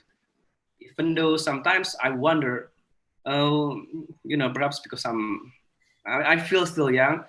Don't you think that it's good to challenge the government narrative, for instance? But of course, we can discuss about it later. And I think when Professor Seitz addressed the work of Medelina Lim, Freedom to Hate, we all feel it here. That's internet gives space for the freedom to hate. And I remember when I was in the US, we are discussing, everyone, ladies and gentlemen, before I continue my role as the guiding moderator for discussion, please everyone to mute, help us to mute your audio. Thank you. I will go on. I recall the moment when I was sitting in your class, Professor Seitz, and we're discussing about Indonesian political culture, and we're discussing about the work of Benedict Anderson, and in his work, he argues about, that the print newspaper, the print capitalism has stimulated the idea of, nation state, and it inspires his book, Imagine Communities, the reflection on the origin and spread of nationalism. Now we wonder what the internet has brought, because now everyone can imagine everything and can express everything. We will discuss about it more later, but for now, we will have another presenter for tonight, which I believe is also authoritative, in this subject, who is Dr. Medelina Handityo, and I'm really proud that to have her as the alumni of FISIP Undip as well. Dr. Medelina Handityo graduated his bachelor degree in public administration at Diponegoro University, same with Pak Dekan, and then continued her study in ANU and Universitas Indonesia for her doctorate. She is the Vice Executive Director of CSIS Indonesia, and tonight she comes here, I guess, not just for sharing her opinion, but also for reunion, with this alma mater. But of course, we want more, and we would like her to join our discussion, and she really has a very, I think, very interesting topic for tonight, promoting democratic culture, observing Indonesia and the region. Ladies and gentlemen, without further delay, please join us to welcome Dr. Medelina Handityo. The time and floor is yours, Dr. Medelina. Thank you very much, Mas Wijak. Good evening, everyone, or good morning, depend on where you are located. I'm really happy to speak in this forum. It's very interesting, and I guess it will be very useful for all of us. I agree with Pak Wija earlier, who said that, the theme today, which is unity in diversity, promoting democratic culture in Indonesia, is very timely. Less than 2 weeks, all of us will be celebrating our 75th Independence Day, National Independent Anniversary. And I think this is the right moment for all of us to make a kind of reflection about our democracy journey as a nation. We could ask perhaps what do we have achieved, what were the deficit, and where are we going to go from here. First slide, please. Yeah, the role of culture and social factors has been notified in the literature. Professor Budi already mentioned about some work from Almond and Verba, and also Putnams that discuss about the democratic culture. Many scholars argue that culture is something hardly changed. These culture elements also come from a unique historical background of its polity, but recent works try to connect how existing politics could shape the behavior of people. We know that different scholar has different opinion about the stage of Indonesia democracy. Earlier, Pak Budi also mentioned that we already moved on from the transition period to the consolidation period. But other scholars also attach a kind of character to Indonesian democracy. Some mention about hybrid democracy, pseudo-democracy, liberalized democracy, etc. But whatever position we are currently at, the most important, I think, is answering the question on how democratic principle, norms, and value are embedded in our political system, institution, and behavior. From the study and also assertion, we know that Indonesia democratic practice has not been perfect. It has been mentioned earlier also. The deficit, in my opinion, has been manifested in a decrease in the level of satisfaction with democratic condition.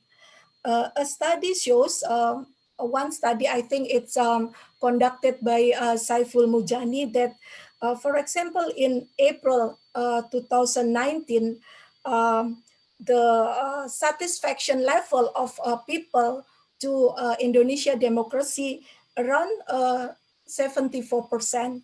And this number dropped to only 66% in June 2019. The cause of this decline is the declining assessment of political condition.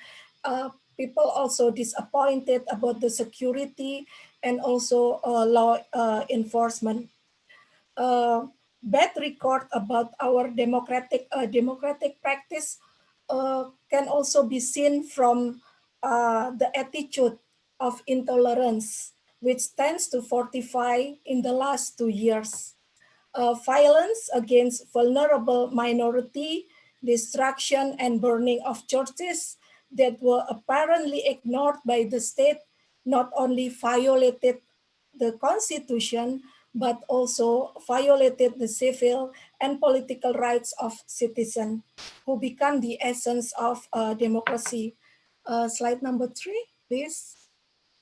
Yeah, I think the data from fee democracy that shows the religions organization repression. From the data, we know that in this figure, we are together with Laos and Vietnam in the bottom 3. This show the situation that are not provide us with a good picture.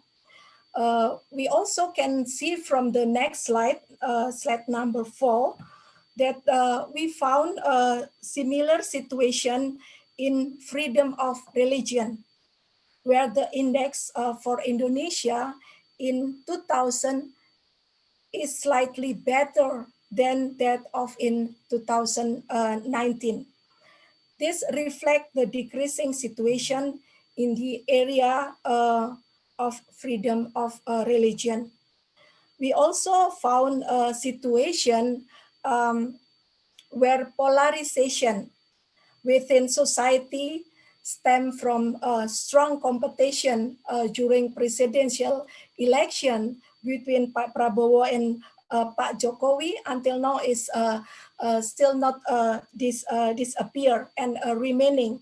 When Jokowi and Prabowo are no longer on the front line, division is not disappear.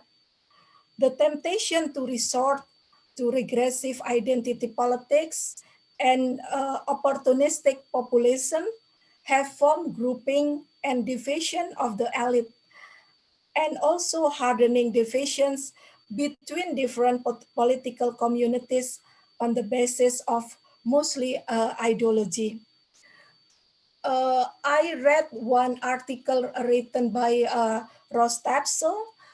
He argued that this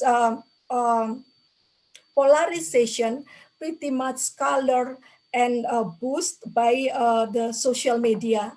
So social media is responsible for creating artificial atmosphere of polarization. I would like to have the slide number 5, please.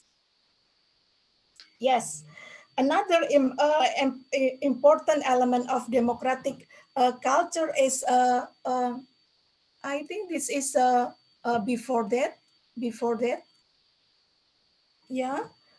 It's about it's the people political participation. Yeah, that's right. The data measure of a society that enjoys autonomy from the state, in which citizens freely and actively pursue their civic and political goals.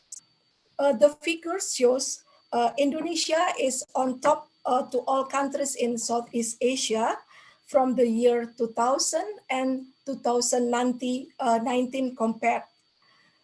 This data indicates that the state respects civil liberties in Indonesia, allowing the freedom to engage in public discourse and to self-organize. So I think on the role played by NGO, we are actually do pretty good regionally. But it's worth to note that after the next slide. Yes, it's worth to note that when we combine the data along with Japan and South Korea, we can see that South Korea is on the top with the purple color, and followed by Japan with blue color, with the red color, and Indonesia number 3. Why we are so skeptical with this data? The skeptical came from the recent development where protection for freedom of expression is somewhat lacking. Perhaps that's also been asserted by Thomas Powell and also Tapsell about the declining situation, declining democratic situation in Indonesia lately. There are some group of people that do not feel safe to voice their opinion, especially those pertaining to politics. The next slide also confirm our assertion about the gloomy situation. Now, unlike at national level, where government more provides support for people freedom, civil liberty at the subnational or in the local level does not show a good picture.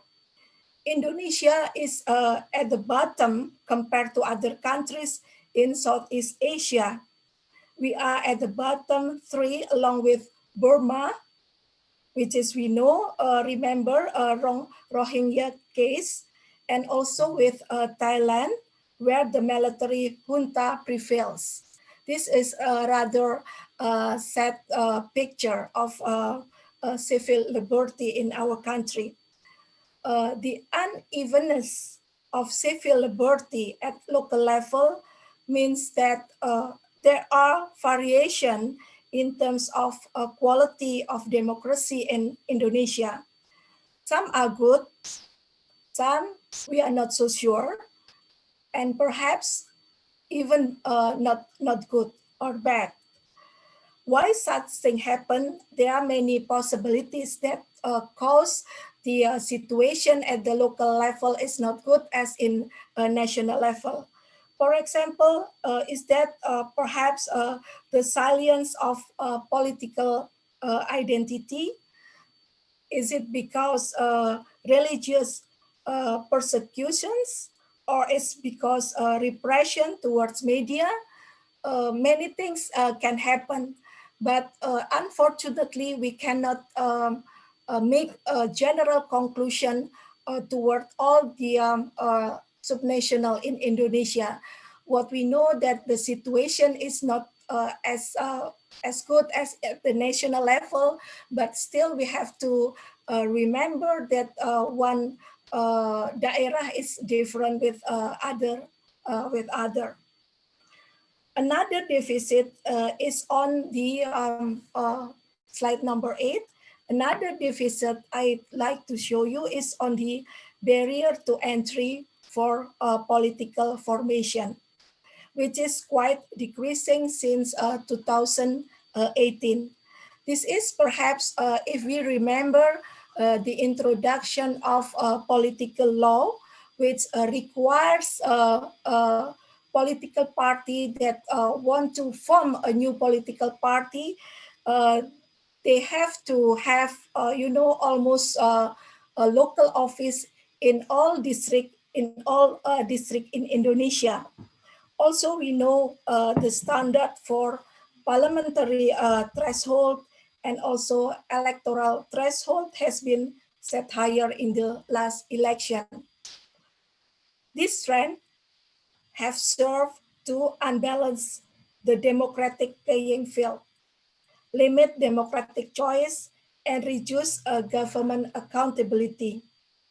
In this case, we are much better if compared to other ASEAN countries. I mean, in terms of establishing a new political party, although later on it's getting harder, but compared to other countries, still is better. But if you see the compared to South Korea, the story is different, because in South Korea, for example, the requirement to establish a new party is it's more lenient. The final point, I think I just want to quick just pointing the problems with our democratic journey, and then we can discuss during the discussion. The final point that I want to make is related to how does government handle tension and conflict, especially in Papua.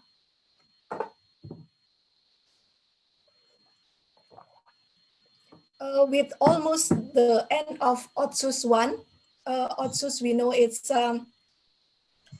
Special Autonomy 1, we are now witnessing rejection and opposition from some Papuan on the coming Otsus 2. So they doesn't want to have the second Otsus for many reasons. This rejection are entangled with their old grievances, which related to violence, discrimination, human rights abuse, not mentioning economically and socially disadvantages that they are experiencing now. Pouring money through Otsus as well as providing infrastructure seem to be chosen as a way out. But as we can see, the problem persists, and it has been used to amplify independence by separatist group.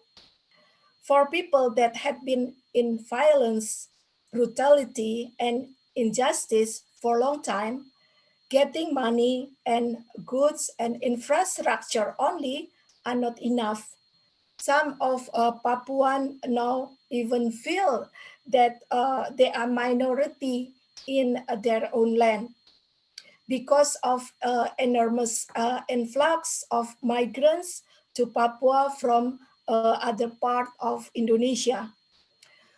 We just, I think that's before COVID. Yeah, we just back from the field, and according to Papuan, we interviewed many people there.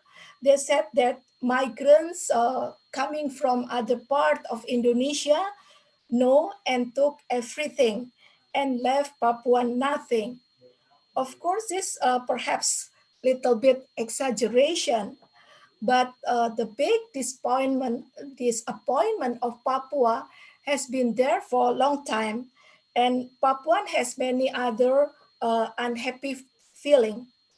So I think Indonesian government should fully present showing good intention by providing not only welfare but justice and respect, especially respecting the sustainability of the life of indigenous people in Papua.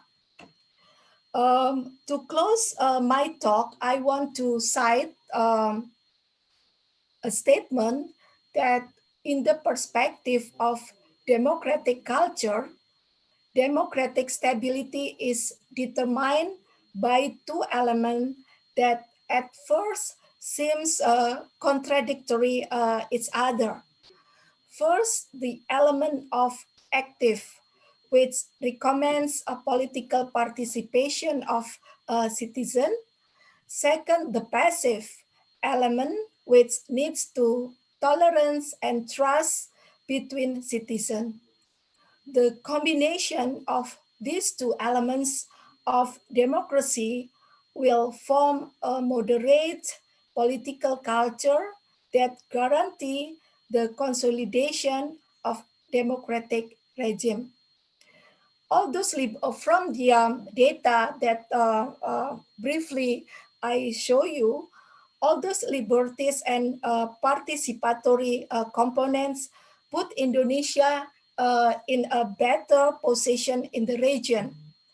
Nonetheless, we are far from the bar set by major democracies such as Japan and South Korea. The charts show that in terms of building tolerance and freedom of expression and barriers to party, we are not moving far from the pre-reformasi era.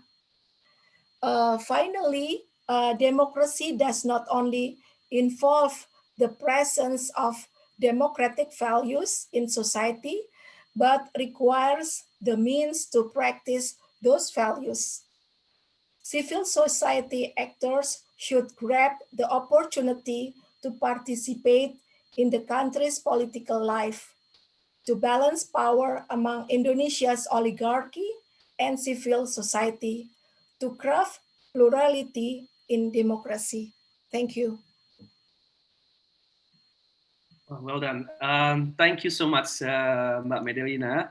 Dr. Medelina has presented, I think, a very, very interesting remark, on the promoting democratic culture in Indonesia, and somehow her presentation is some part of her point is related to what Professor Said has presented before, about the polarization within the society, and also the internet as well, the violence against minority, and I think she got the point when there are a lot of homework still to be done, and the polarization because of social media. The study from Rostepsel, my friend, And it happens, I think, it's not coincidence that the topic that Mbak Medelina has presented is also closely related with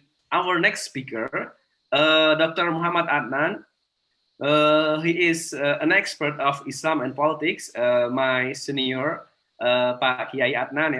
He's the head of NU in Central Java for 2 periods, I think. And tonight, he will share his thought about the Islamic polarization and the future of Indonesian democracy. I think that's a topic that is that can't be more important than this moment, very pressing. So without further delay, Pak Adnan, you have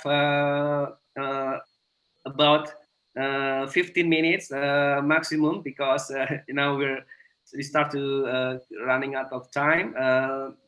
Pak Adnan, now the time and floor is yours. Yeah, thank you, Vijay.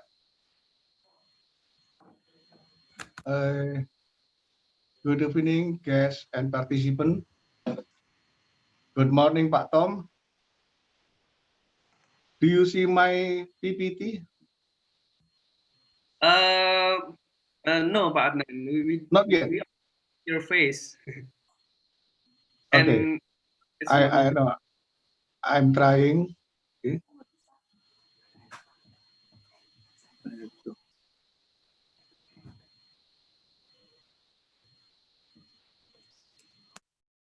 Still not working.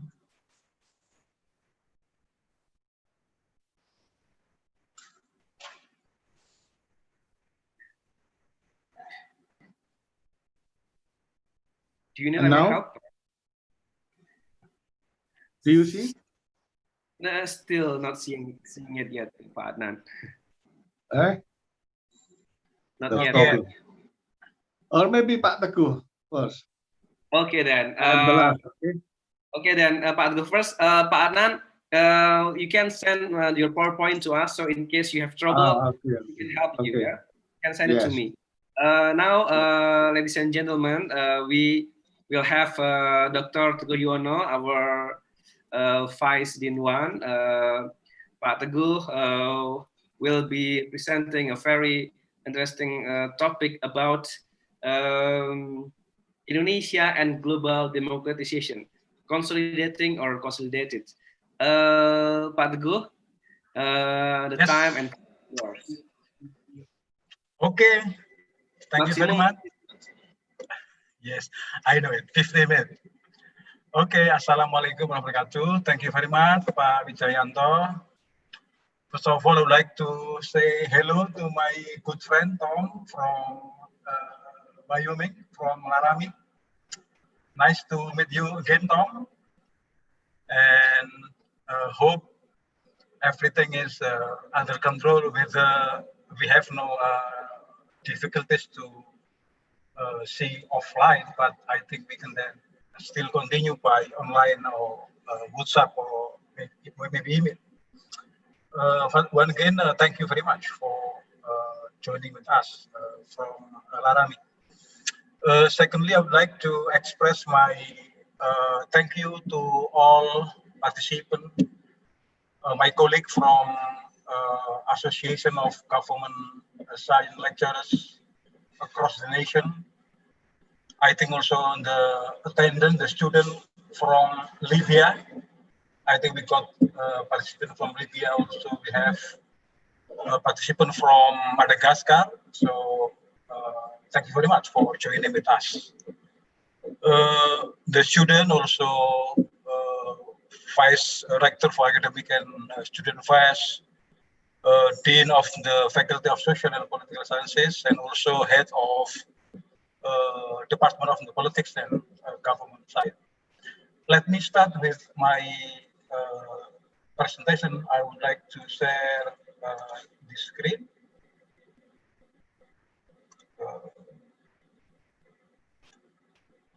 Okay.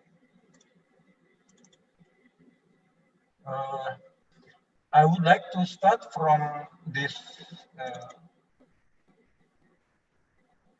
Maybe you can already start. You see, Wija, noted, yeah? Okay. Yeah, you got it now, right? Okay. You see in the PPT? Yes. We can see You got it, Wija?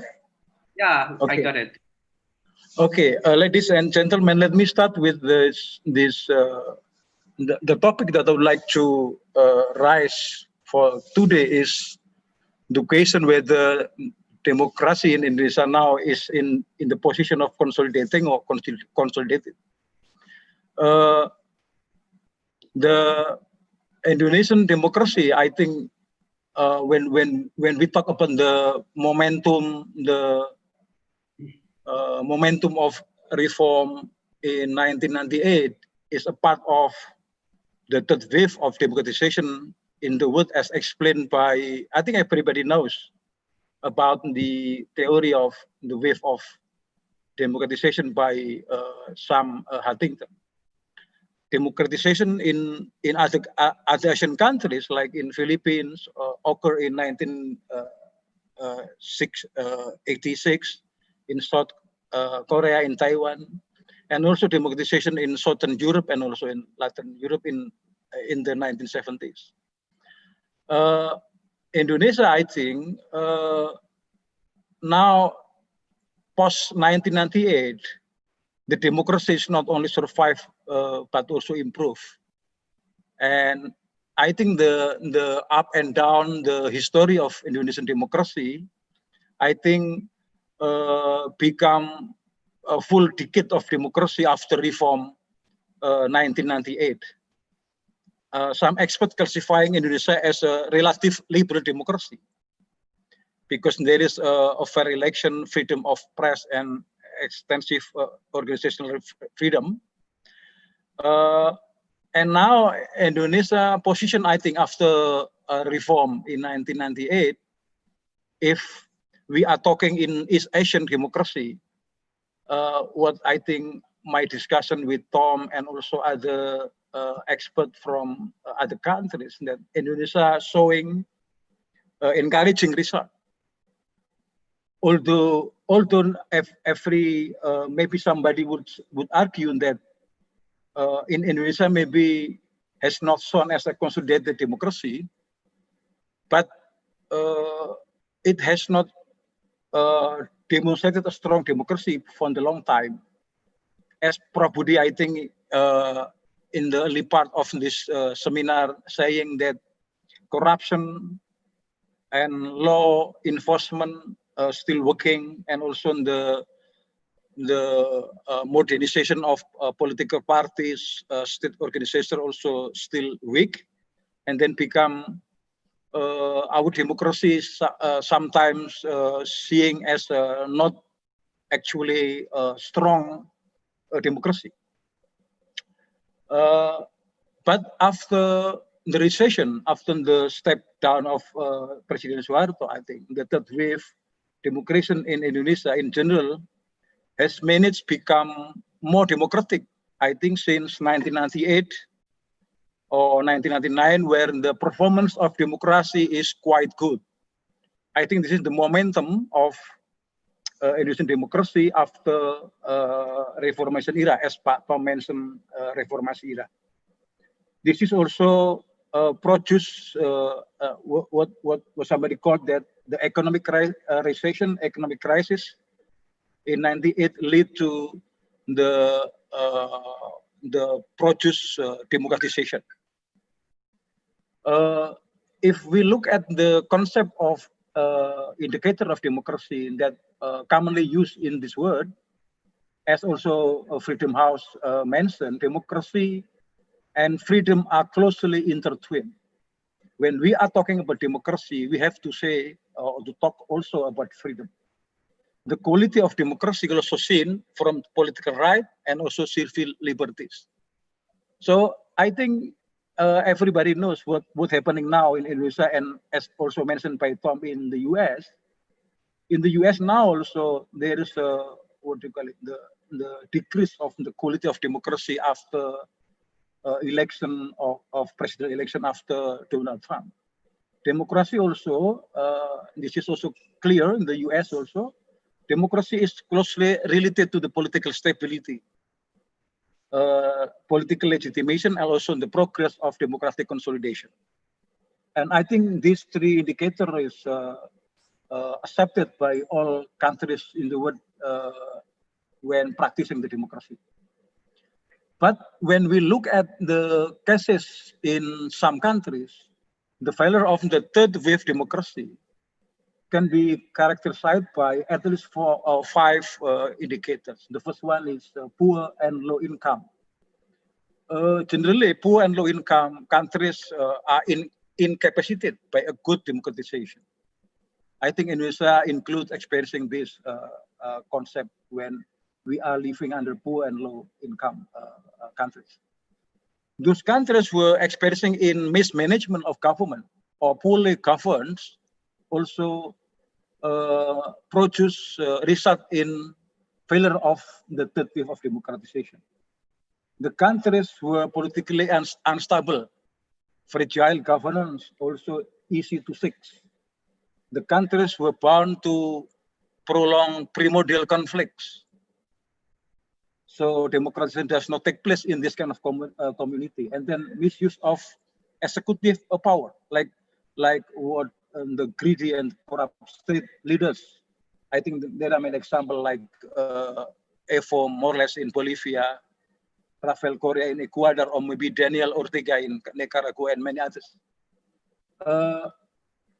If we look at the Indonesian performance, now I move to the question of Indonesian performance or achievement in democracy. If we placing Indonesia in democracy whether outside or inside East Asia, I think generally speaking, maybe after 1998 and maybe in 2010, 2015, 2019 maybe.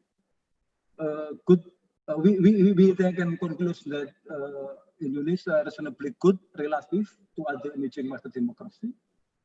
We are also not so bad in terms of the perspective of democracy. I think Tom often says to me that Indonesia is one example of the big Muslim countries but practice Islam under peace. Islamic or Muslim countries having a million community, a million population, but able to manage diversity under good condition. I think this is one of the examples why good democracy is a processing in Indonesian politics.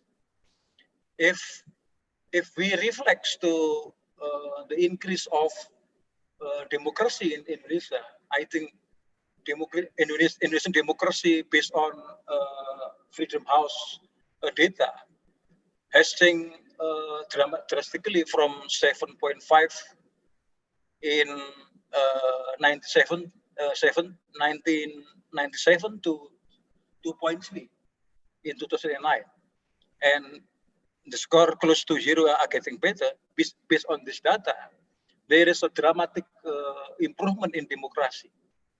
This also reflects an increase in the climate of freedom, political competition, and law enforcement. That is when then, in 2006, Freedom House called it Indonesia as one of a free country in terms of politics and democracy.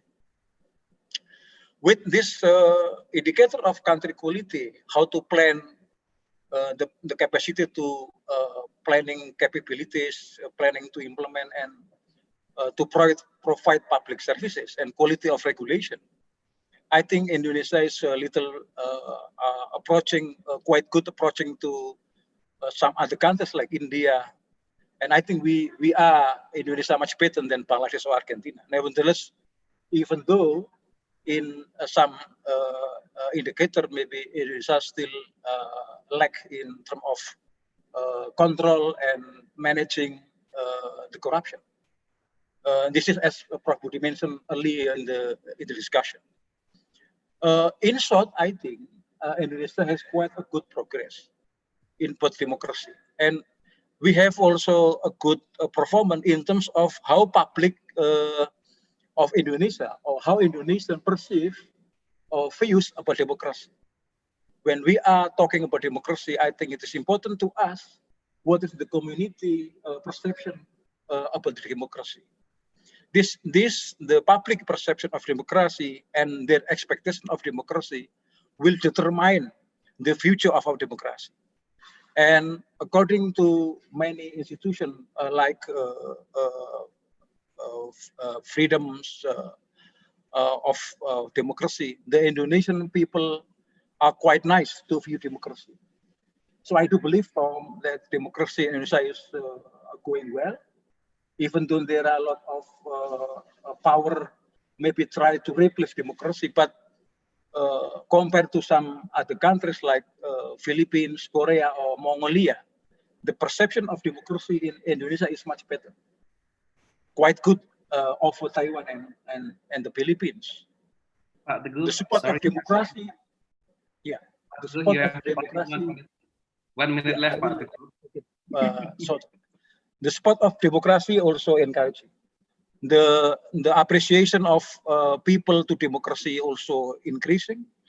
The rejection of Indonesian to authoritarianism also quite good. They don't believe to the authoritarianism.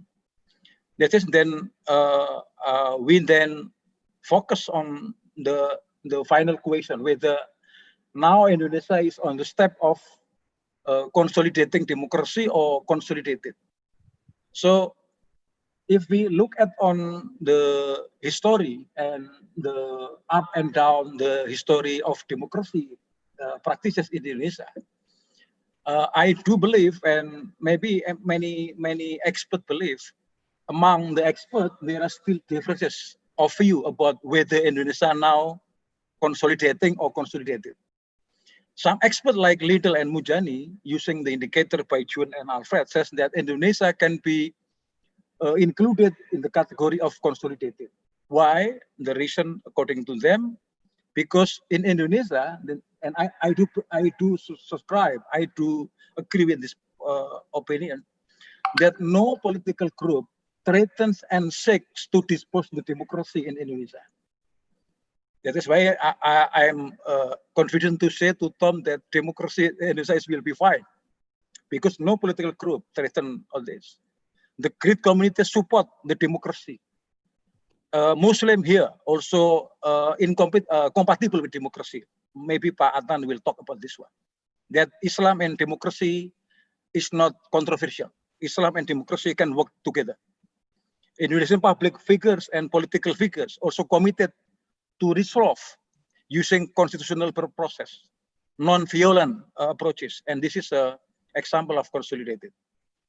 However, some other experts saying that maybe in Indonesia not consolidated, but consolidating, like the expert like Larry Diamond, who says that although the performance of Indonesian democracy achievement is already good, but there are still major threats, like maybe Tom and Bu Medelina mentioned about the existence of political powers that still want an Islamic state to implement in the Indonesian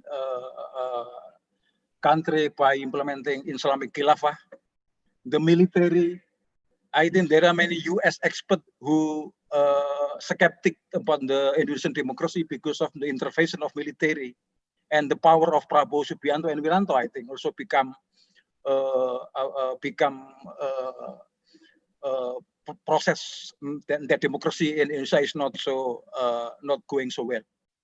And number three, Indonesia democracy is still false, not genuine democracy, not substantive democracy, as Pak Budi said in the beginning of this seminar. I think this is the reason why then Larry Diamond said why consolidating, because increase of capacity to quality of government in order to deal with corruption, need for granting adequate access to the public, police neutrality and army, also critical to strengthen the professional of the state.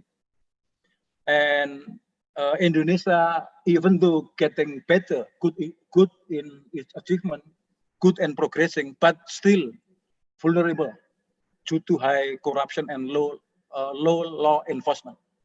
Maybe need more accountability. And Wijayanto, I know your eyes looking at me every time. So let me conclude with this picture.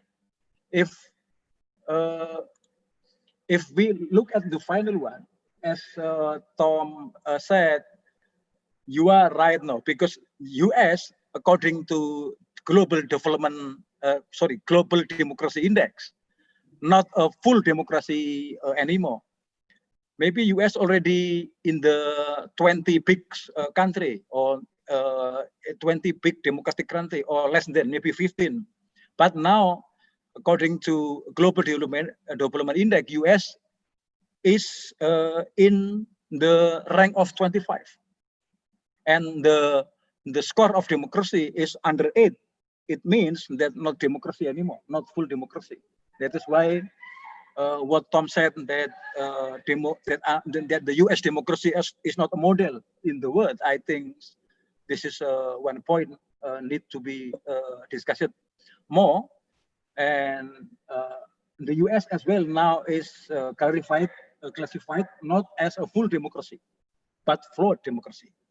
This is then this regime similar to Indonesia, and Indonesia is now getting worse compared to 2006 or 2009 under President SBY. Our democracy is getting well. Indonesia has already able to reach ranks number 50 or 49 before, but now we are in the rank of 64. We are, I think, below Philippines and below Malaysia. I think we already in 2006, I think we were higher than Philippines and Malaysia, but now we under Malaysia and Filipina in terms of Global Democracy Index. I think, Wijaya, the last point that I would like to make is what will be happening then now in the current situation, democracy in the pandemic era. What will be happening with our Pilkada, direct local election? The changes in candidate behaviors, the changes in voters' behaviors, combining methods, not using offline but using online, IT in election. Also, this is the topic that's very interesting when I and Tom talks about money politics. Whether is it still working or not in pandemic era? Will this pandemic era promote better democratic culture or not in Indonesia? I think we will see later. I think that's enough for now. Thank you, Wijaya, and now I give it back to you. Thank you very much. Thank you very much, Pak Teguh Yono. Dr. Teguh Yono has shared his nuanced argument. He's quite optimistic that we are having a consolidated democracy. However, in the last remark, he also admitted that our democracy index is below our neighbors and getting decreasing by time compared to previous time. That's a very good point. And ladies and gentlemen, if we talk about Indonesian democracy, we cannot not talk about Islam, about religion, because religion, Islam is very important in this country. And Dr. Muhammad Adnan, he is the person with who have authority, have an authoritative view about this matter, I suppose. And I think, without further ado, Pak Adnan, are you ready? Your PowerPoint is ready now? Great. I think you see my PPT. I see your screen, but not your PPT, Pak Adnan. Yeah, in the screen. Okay. We haven't seen your PowerPoint yet. Yeah. Okay. Thank you. That's my title. We have not seen it, Pak Adnan. Not working yet, Pak Adnan. Yeah, Oh. we haven't seen it. We still can't see it. You can send it to me if you want to, and I can then I've share. tried, yeah. Yeah. Could you please try again, Pak Adnan? Or you can send your PowerPoint to me.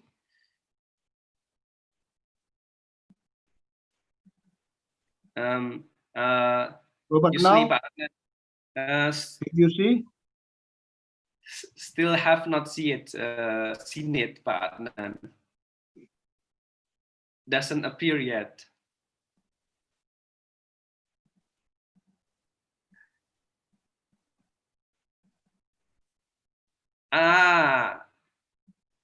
Yes, now we see it. Yep. Now? Wonderful. Yes, we got Yeah. it now. Yes, Yeah. we have it. We now see Okay, it. yeah. Ladies and gentlemen, Pak Adnan. Yeah. Monggo, Yeah. Pak Adnan. Thank you, Mas Wija. Talking about democracy is easy, but being a Democrat is difficult. Talking about democracy in Indonesia without discussing Islam is impossible. Nonsense and toothless. Why? Understanding the relationship between Islam and the state, or the connection among Islam, the state, and politics in contemporary Indonesian political life is one of the most interesting subjects. Why? I hope my presentation, even in Japanese English, is a part of the answer. And I hope I still have enough time, because I heard that the program will close at 10 WIB. 10:30 will be. I have already asked to 10:30, make it okay. longer. Yeah. So Islam is not only a religion, it is also a political system that manages social, economic, as well as legal institutional of the state. Islam in Indonesia will always be, and indeed is, a political issue. Why? Because Islam is the biggest Islamic country, but Indonesia is the biggest Islamic country in the world. And the political relationship between Islam and the state had been characterized by severe tensions, if not hostilities.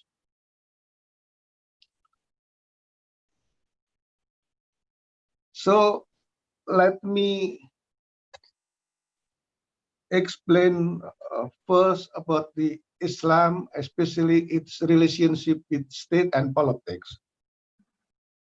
Maybe I need 10 or 15 minutes, not more, because I'm not keynote speaker. Pak Budi Setiono spends more than 40 minutes because he is keynote speaker, and I'm not I'm only note speaker. Noki, yeah, Noki. Yeah. Pak Tom spent more than 20 minutes because he is distinguished speaker of our forum. Oh, I'm sorry, I forgot to express my gratitude to the committee who invited me to join and participate in this blessed meeting, in this Mubarak seminar. Amin. So, as a monotheistic religion, Islam normatively teach under the guidance of the Prophet Muhammad, peace be upon him. Islam teach about the importance of unity, encourage its adherents to avoid disintegration, respect diversity, differences, etc., as mentioned in the Quran or the Holy Book of Islam. But unfortunately, immediately after the death of the Prophet, the companions of the Prophet were involved in sharp differences, especially regarding leadership in Islam. This difference has implications up to now about political leadership in Islam, about the leader election system, and above all, about the political system and the form of the state. After the leadership of the four companions of the Prophet ended, approximately 660 CE, the political system completely changed into a royal system. This happened because Islam and the Prophet never gave clear instructions on how to elect a leader and did not regulate how the form of a government or a state. But at least 3 decades have passed since the Prophet's death. The election is still involved in the society to participate. The system, I think, to some extent, reflects the values of modern democracy. After that, until the collapse of the Ottoman Caliphate or Empire in Turkey in 1924, the system was no longer democratic. Without guidance on the system, it does not mean that Islam does not pay attention to political and social issues. Islamic teachings focus more on values, on substance, such as the value of justice, equality, honesty, trustworthiness, deliberation, etc. On the one hand, this is positive. I mean, without guidance on the system, because it allows Muslims to create and innovate which system is best for practice. On the other hand, there are consequences for differences in interpretation and understanding. To this day, there is no agreement on the political system and form of the state that Muslims must fight for.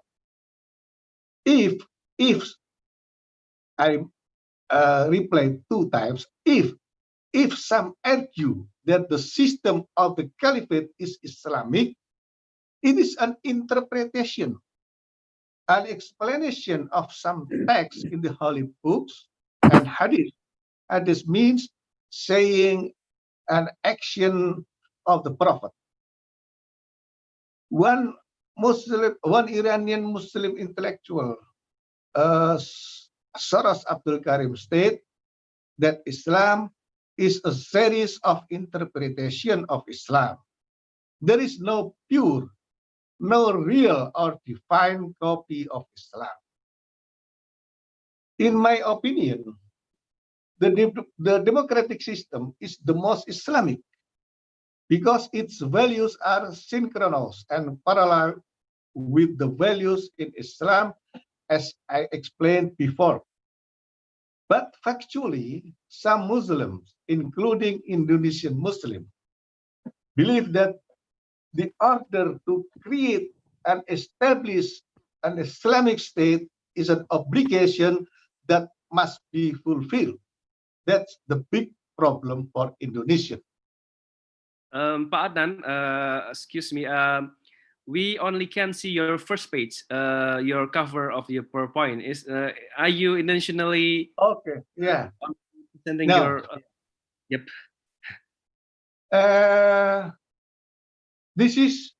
Now we see. Yeah, that is the second slide. Oh, okay. Theoretically, yes. This is Mukaddimah, preamble. A preamble. Okay, then. Sorry. Just introduction. Okay, great then. I'm just afraid that something's wrong. Yep. Theoretically, the discourse over the issue based on two questions. Firstly, is Islam in accord with modern political system, especially with the idea of nation state? Secondly, is Islam compatible with democracy? Based on this question, ideologically, whether in terms of politics or religion, there are three schools of the realm of relationship between Islam and the state.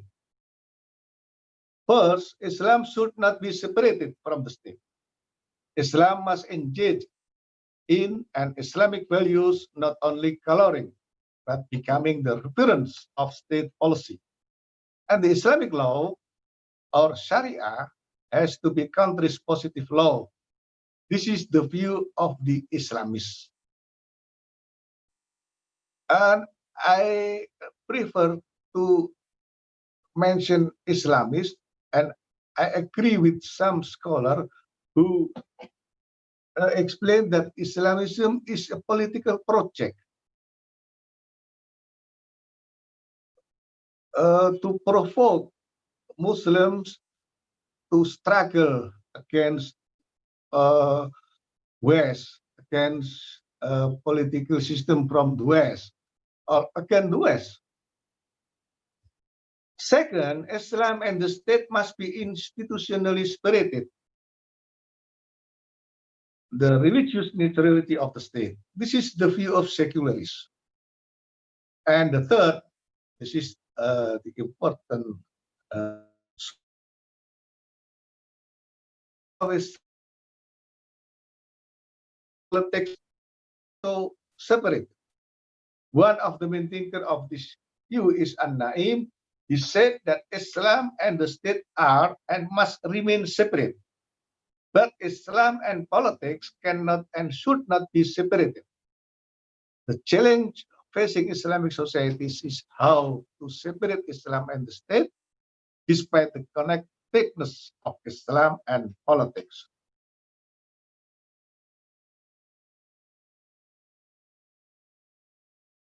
Along with the era of Indonesian democratization and openness, tension increases between those who want the application of Islamic law or Sharia.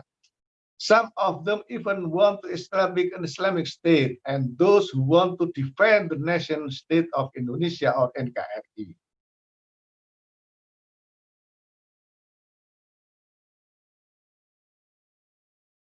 The vast majority of Indonesian Muslims, especially who joined the biggest Islamic organization, Nahdlatul Ulama and Muhammadiyah, consider that the NKRI or the Indonesian now is the final form of Indonesia as a nation state.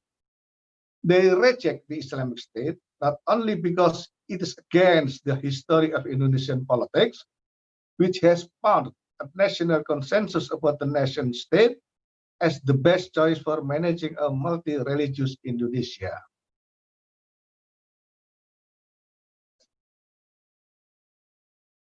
But also on the basis of religious views that an Islamic state as the form of the state is an option rather than a clear command in the Al-Quran or Hadith. However, interference and threats to Indonesian democracy are not absent, arising from the first school in particular and the second school.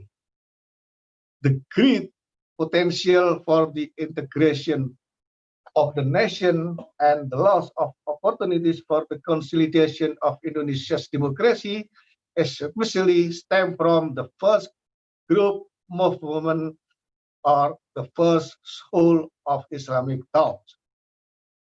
In the last 3 decades, since Indonesia political reforms, their movement has not only endangered democracy, but also the lives of the Indonesian people.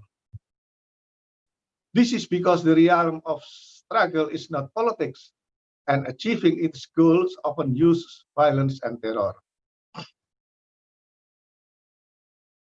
Meanwhile, the movement of the second school in the last 5 years seems to have risen. However, their movement is still within the limits of democracy, as in the form of mass demonstration. Interestingly, most followers of this second group are moderate Muslim or Sunnis, some of whom are from NU and Muhammadiyah.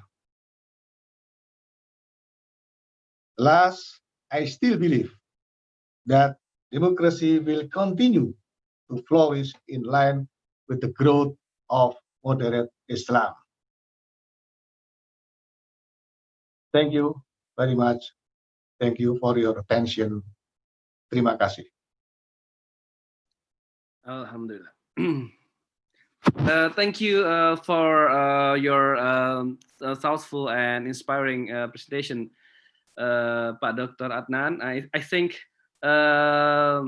that's the last point. Pak Widya, sorry for stop video. I stopped my video, so you cannot see my face. Now I open. Sorry. Yes. Yeah. Now I can see your face, and I think you make a very good point. Yeah, that moderate Islam will play a very important role. Yeah, in supporting and securing our democracy. Yeah, for the future of our democracy. I think that's a very good point that we can perhaps discuss further. Ladies and gentlemen, the committee of this conference has just texted me that we can go further with the question and answer, and if necessary, we can go to 20 to 20. So we still have like 11 minutes plus 20 minutes, 30 minutes for question and answer if it's necessary. Yeah. I see in the chat room there are a lot of questions already from many of them are very good questions, and I would like to thank Professor Sides, Professor Thomas R. Sides, that he's already answering some of the questions in the chat room pointed to him. So I think Pak Adnan need to stop share screen. I think still share there, Pak Adnan. You need to stop it. Sorry.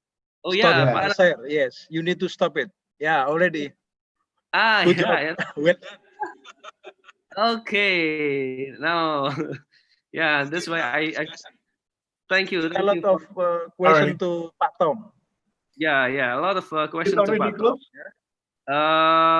Pak Tom, one of the question is directed to you. This is from Sazar, from CSIS Indonesia. The question is regarding the political polarization on the internet. The understanding is that there are groups of scholars who understands internet and new media as a medium to exacerbate polarization.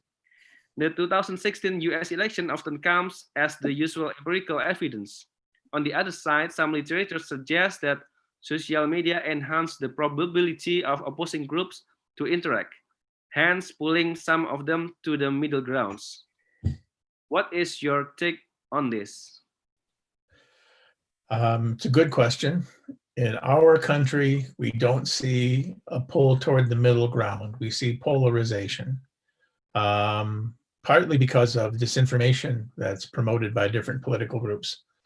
So, for example, the far right political groups in the United States are using the internet to promote the idea that the Democratic Party leadership are trafficking in children. So the claims can get extreme, and it just enhances the polarization. And both sides are doing it, but especially the Republicans. So there doesn't seem to be a lot of middle ground in that regard. They interact, but they do what, there's an American expression that one is preaching to the choir. So you're basically making an argument to people who already believe you, rather than trying to persuade people from the other side. And that's what we see in political internet here. I don't know if that answers the question. Yes, I guess It's a good, yeah, it's an honest, yeah, and an empirical observation, yeah, because now what we face is polarization. There's no middle ground. What the theory of Habermas, who see there's a public sphere. I think there's no public sphere, and but Professor Sides, with regard to that question, I would like to ask also question some audience. I read also raised this question. So how to reconcile then between, you know, we want to give freedom to the people, right? But you argue that the government doesn't do enough to prevent the hoax and fake news. And in your PowerPoint, your presentation, you address that Indonesian government, you know, restrict the internet. And as a matter of fact, there's some cases in which the government banned the internet. Do you think that's a good idea? Do you agree with it? You're suggesting our government to limit the freedom of the people, or what? No, I didn't argue that. I talked about one government organization I cannot pronounce, and Mafindo, which is not a government organization. I talked about how they're trying to identify hoaxers. I don't believe it's a good idea to actually limit them. And if that happens, it should not be the government. For example, in this country, you see that Twitter has been banning certain people, including the president, if they find that if their tweets are disinformation.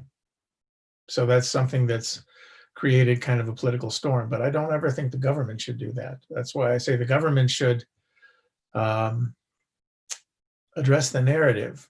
What you're talking about is what I refer to as stamping out fires, trying to find problems and fix them, as opposed to the big problem, which is trying to challenge some of these ridiculous narratives that are online. Awija, some yeah. Some people wants to ask directly, so I think you need to give the opportunity then. Yes, please, anyone, please raise your hand or just pronounce your name. Speak up. Yeah. Just speak up so we can hear you, and you can ask questions to any speakers tonight. Anyone? In the chat room, people. We have already Geraldo. I think Geraldo already. Excuse me, sir. Can I asking a Oh yeah, question? Uniati. Yes, yes, please. Yeah. Okay. Thank you for the information. I have. Hello. Yes. Hello. I hear you. Yeah. Okay. Thanks for the chance. I have some questions for the speakers tonight. First, I'm so interested with the topic bringing by Mr. Budi, especially about democratization process. And yeah, I'm agree with him that as a national issue, our democratization process is we are raising at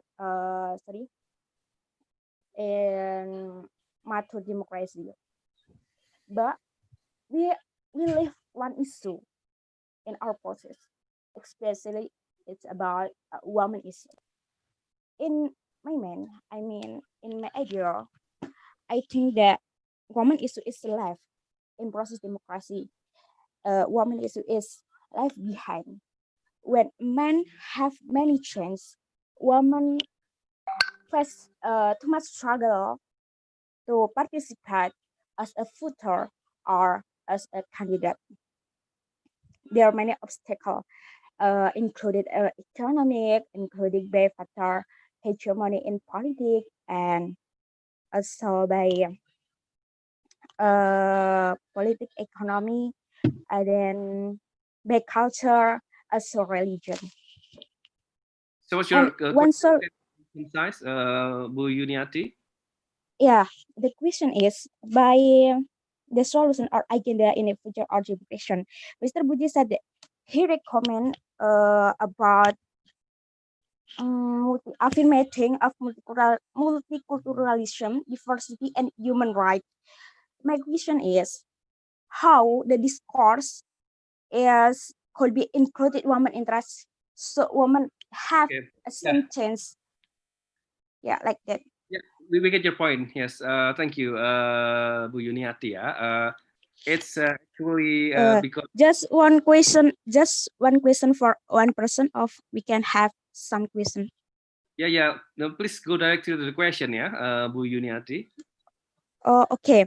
And the second question is, what do you think about our future democratization process? I mean, it should be sustainable and direct democratization like like election, or the direct democratization will disappear in the future because it's in pandemic and we don't know when we find the right the right the right sorry we don't know when the pandemic will gone. Okay, And the yeah, third we get your and the question. third question is I think two is question. enough. So the other participants can also ask question, yeah, Bu Oh Yuniati. yeah, okay. Thank you. Thanks, Mr. Vijay. Is there anyone else who want to ask question directly? Saya Mas Vijay. Oh Diana yeah. tuh. Who- Just mention. Hendra Hendra. or Hendra? Yes, yes, please, Hendra. Yes, thank you very much. I have one question for Mr. Budi or Mr. Teguh because they have a optimistic point of view when see the future of democracy of Indonesia. My question is about what do you think about the pessimistic point of view about democracy on Indonesia? Some activists, some pro-democracy activists say is on a pessimistic point of view. They call this phenomenon is a consolidating oligarchy. What do you think about the consolidating oligarchy in Indonesia? Because not only democracy, the consolidated, some scholar to say about the problem of democracy in Indonesia, such as a local strongman, such as a shadow state, political dynasty, and so on. And when we saw in internet, we can found hashtag like reformasi di korupsi, like a regime oligarchy, and so on. So my question is, what do you think about the pessimistic point of view on some scholar or some pro-democracy activists? Thank you. Okay, yeah, thank you for your question, Hendra. Ladies and gentlemen, I'm sorry to tell you that the electricity in my place is cut off. Oh, now it works again. I hope I will be ready to take become a moderator, yeah. Yeah. I hope it will be on, yeah. I think it's because Hendra is asking question. That's why the electricity in my place running out. Okay, that's yeah, Indra asking about why are you so optimistic while there are also pessimistic view, yeah. The last question perhaps, anyone? Lalaina, yes, please, the floor is yours. Thank you very much, Mas Wija. Good evening, everyone. Thank you so much for this webinar. I'm feeling so honored to be here. It was very nice. And it was very interesting to receive all the materi dari para pembicara. I got a lot of questions, but since we are running out of time, I just gonna ask 2 questions to Mr. Teguh Yono. Bapak ada nggak? Yes. Ready. Yeah. Yeah. So, sir, I would like to ask about about the biggest challenges that the democratization, the culture democratization is facing here in Java, and I would like to know, to hear from you, like as far as you are concerned, what should we do? Like, how should we manage those challenges? I heard about law enforcement and corruption from Mr. Profesor Budi Setyono tadi, dan dari Bapak juga. And I would like to know, like, in your opinion, what are the measures that should be taken from Indonesian government to address those challenges, because it's very serious actually. And do you think that there is that Indonesian culture has something to do with corruption, because it is among the reasons why democratization is still facing some challenges, and that's my question. Thank you so much. So you're asking whether we have the culture of corruption. That's what you say, yeah? Or our culture legitimize corruption? Okay, that's a good question. That's a courageous question. Okay. Now I think I would like to ask the speakers to respond. Some questions are not specific to some people, yeah, so everyone can address that. Especially with regard to the first question, yeah. The first question is directed to Pak Budi about the role of women, but Prof. Budi is not for answering the question because he's the keynote speaker. But I think perhaps Mbak Medelina, because she's the woman here, perhaps she has some answer or ideas about it. What's the role of the woman for supporting our democracy? And also, I think it can relate to all the speakers. How is the future of our direct democracy with this COVID pandemic? Yeah, still around.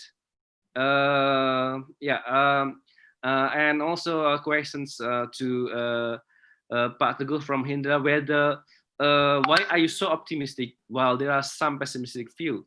And from Lalaina, I think it's related to culture. Prof. Sides perhaps has answer on this about whether Indonesian culture legitimize corruption or not, or what's your view about it. And I think I would like to add one question from the chat box to Prof. Sides here. We are facing, problems between Indonesia and the same problems, similar problem between Indonesia and the US related to hoax, racialism, and COVID-19. In digital age, social media has triggered echo chamber on those issues. Why does hatred increase in democratic countries and dominate the narrative? And I think this question is related to Pak Adnan as well, about the role of Islamic, the problem of Islamic polarization, the polarization between Islamic groups. And in the chat box, I also read there, question to Pak Adnan, about what do you think about the existence of khilafah, in Indonesia? I read somewhere in the box, so perhaps you have an opinion about it. Now, perhaps we can start from the last speaker to answer the question, Pak Adnan, and then Pak Teguh, and then Mbak Medelina, and then Prof. Sides in the end, and we close the session. Please, Pak Adnan, the floor and time is yours. Yeah.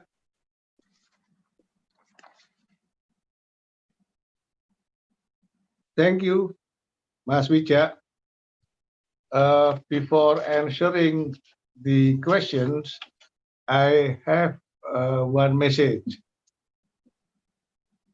the founding father, or our founding fathers, the founding father of Indonesia has been able to juxtapose religion, not only Islam, all religion.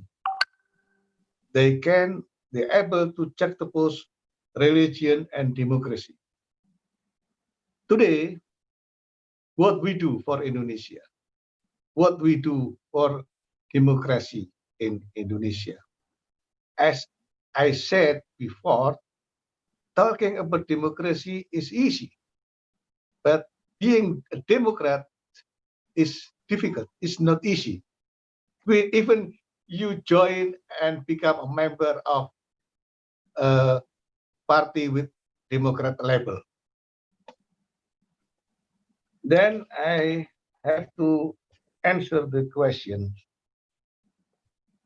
I'm interested in Pak Tom explanation about the Islam under attack. Yes, for radical Islam, Islam under attack. But for moderate Islam, democracy under attack by radical Islam. They feel that they are under attack from the West, from capitalism, from neoliberalism. But actually, for moderate Islam, they attack democracy. Or democracy, especially in Indonesia, democracy under attack by radical Islam. And those radical Islam, especially who want to establish as Islamic State or Khilafah, actually there are three kinds of Khilafah, which developed by Rashid Ridho based on Jamaluddin al-Afghani Khilafah, and the second Khilafah by Hassan al-Banna, and the third is Khilafah by Taqiyuddin an-Nabhani. Now today in Indonesia, the radical Islam or some Muslim who want to be Indonesia as a Daulah Islamiyah, as Islamic State, are Khilafah, a follower of Khilafah of Taqiyuddin an-Nabhani.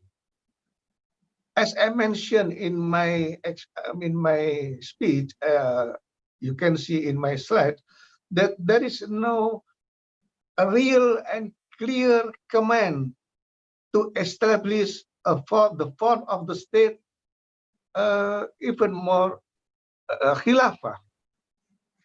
That is an option. Khilafah, monarchy or al-mamlakah, Khilafah, monarchy, sultanate or a sultania, all are an option, and there is no obligation for Muslim to form a special form of state on government. It depends on our creativity and innovation. But the substance is how to implement the values of Islam, which synchronize and parallel with the values of democracy. So for moderate Muslim, there is no problem between Islamic values and democracy values. That's my answer. Thank you. Yeah, thank you, Pak Kiai. Okay. I think that's you have made a very good point about it. And now we go to the next question. The next speaker, Yes, I got it. Yes, Yes. now the floor is yours. Thank you. I will answer in very short because the time already approaching. We have to stop 10:20 already. 10:10, so only 8 or 10 minutes. My first answer to Bu Yuni is that whether direct democracy will disappear in the pandemic era, the answer will be no, that direct democracy will still take there. The innovation is only on the way how we choose, how we elect.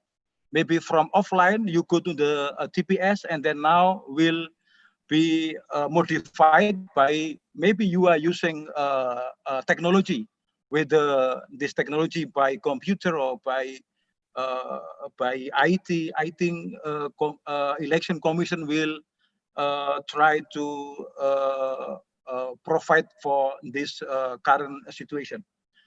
Number two, the question from my younger brother Hendra. The question why I'm optimistic, because majority of our Indonesian people believe and trust to democracy. This can be seen from the willingness that they come to the election. They are also active in political participation.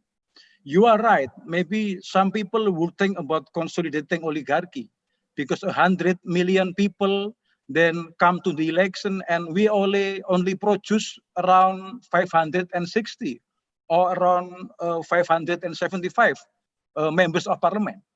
And the jobs of our people is now how to make the members of parliament become democratic. So we, I think, need not only consolidating oligarchy, but consolidating good democratic oligarchy. So the oligarchy that produce from the people. So you have to control the oligarchy. If not, I think the power of maybe this only under 1 or 5 or 7 people, like in the political parties of power. Finally, I think, because the time, Hendra, I think we'll discuss later on from Laliana, what is the biggest challenges in implementing democratic culture? The most difficult thing is how to implement the value of democracy, the culture of democracy in practice, to be a part of our political system in implementation. Maybe Laliana remember our former president Gus Dur, who said that parliament or DPR is like a kindergarten, because they are not learning about democracy. Democracy is not only about structure, not only about institution. Democracy is about values, is about culture, is about practice, how we can then become a democratic. I think that's all because of the time. Thank you, Wijayanto. I'll give it back to you. Thank you, Dr. Yono. Now the turn of Mbak Medelina. Are you still with us, Mbak Med? Yeah, thank you for the question. I think it's simple. Yeah, both men and women has responsibility and also obligation to advance democracy. But of course, we know the problems facing by women about the opportunity. At the moment, there are plenty opportunity for women to become mayor, to become politician, etc. So this all the arena that women can play their role to play in to active politically active to advance democracy. But my concern is not only how women also take play a role in the political life, but in a democratic era, what we have to think is a bigger portion of women that cannot enjoy the fruit of development. People that are very poor, women are very poor, single parents with bad health condition. That's all the situation that are faced by women at the moment. So if you talk about how women can contribute to advancing democracy, the opportunity is very wide. But if you ask how women also can equally enjoy the fruit of development, this is still a big question. The last one, I also want to give a comment on how to measure democracy, because it seems from our discussion, it seems there's kind of division, a group that think our democracy now is improving better, and other group thinking that we are now in a bad situation. I just want to remind all of us that the situation, the value, the measurement is depend on how you measure it. And there are many of a measurement how to measure democracy. And if you use the different measurement, then you will have a different result. Just sharing with you that we are now working with Bapenas to improving and working on Indonesia Democratic Index, because there are so many criticism that using that index in the past, sometimes you misleading, you get you come to the wrong conclusion. So in this case, we have to also working in the measurement. So I'm not very keen, believing that our situation is good or bad. Perhaps in some aspect we are in the better situation. In other aspect we are in the bad situation. But of course, it's interplay, so many actors and also event. I think I stop here. Okay, thank you, Medelina. Thank you for your final remark about the importance of measuring democracy. So you provide a more nuanced argument about not simply optimist or pessimist. It depends on the indicators. I think that's a very good point. Ladies and gentlemen, now we go to our last speaker, our Prof. Tom Seitz. Some questions to you, Prof. Seitz, and I think they can't wait for your answers. Thank you. Well, I sent people my email address if they want to follow up, because I think the meeting will probably end very quickly.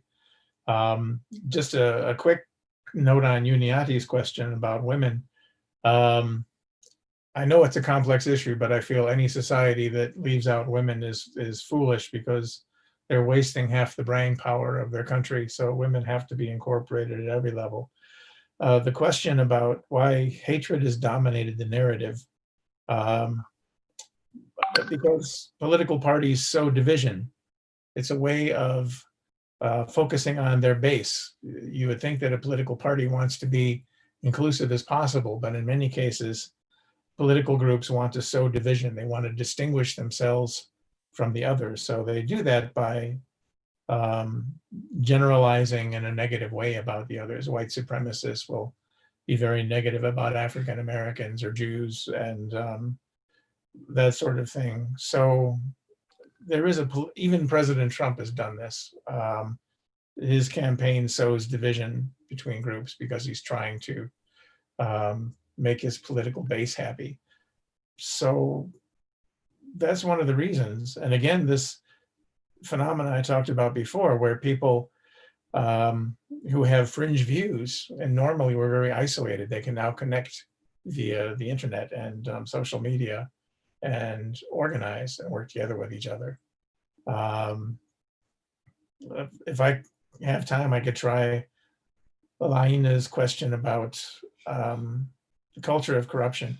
That's always a very sensitive topic. There are people in the West who feel that it's very racist to even talk about culture. I do not, because it reflects some of the values and expectations of people in a society. A culture of corruption has been enabled by circumstances, especially in the New Order time, and they've become ingrained. They've become really ingrained in the society. But they're structures. We make structures as a people. We can unmake them. I know that's not easy, but it takes concerted effort and organization. And yes, it takes access to the political process, which for an outside observer like me that access seems to be increasing in the last 20 years. So not a very satisfying answer, but that's my answer. Well, okay, Professor Seitz, thank you so much for your answers and for kindly sharing us your email. Yeah, it's tsites@wyo.edu. It's surprising for me that your email hasn't changed for years, Pak Tom. I still No. remember the email too. No reason to Okay, change. no reason to change. Okay. Well, everyone, we have to finish this fruitful discussion. I believe that you still have a lot to talk and to think about, but I think we can conclude and we can use this discussion tonight to further develop our thought, our thinking, our current writing project. Yeah. But I would like to thanks to all the speakers, Professor Seitz from all the way from the Wyoming. Good morning. Now I think it's still already a bit of day. Yeah? And Bu Medelina, Mbak Med, thank you so much for staying up with us until now. Pak Adnan, Pak Yuwono, and all distinguished guests, Prof. Budi in the beginning. Yeah, everyone, thank you so much for participating, for joining with us. On behalf of the committee, I would like to ask for apologize if there are some shortcoming from my side and from the committee. Thank you so much. Have a good night, everyone. Jay, can everybody turn on the video to take photo, Jay? Oh yes, please. Can you ask everybody to please turn on your video, your camera, everyone. Video on, and then the committee will take photo. 1, 2, 3. Please smile, please. Yeah. So I think Bu Fitria and Suneki need to open the video. Yes, please. Okay. The last one, please. Okay, and the very last one. Bu Sri Suneki, I think need to open it, the video. Yes. Okay. I already took it. Buffet as well. Oh yeah, great. Okay. Yeah. Okay. Bye-bye. Well done. Good night, everyone. Have a good night, everyone. Good Dream night, about everyone. ya. Tom, terima kasih Tom. Sama-sama. Thank you, Pak This Tom. forum will hold. Thank you very much for everyone. We're about to close it very soon. Yeah. Yeah. 2:30 will be closed.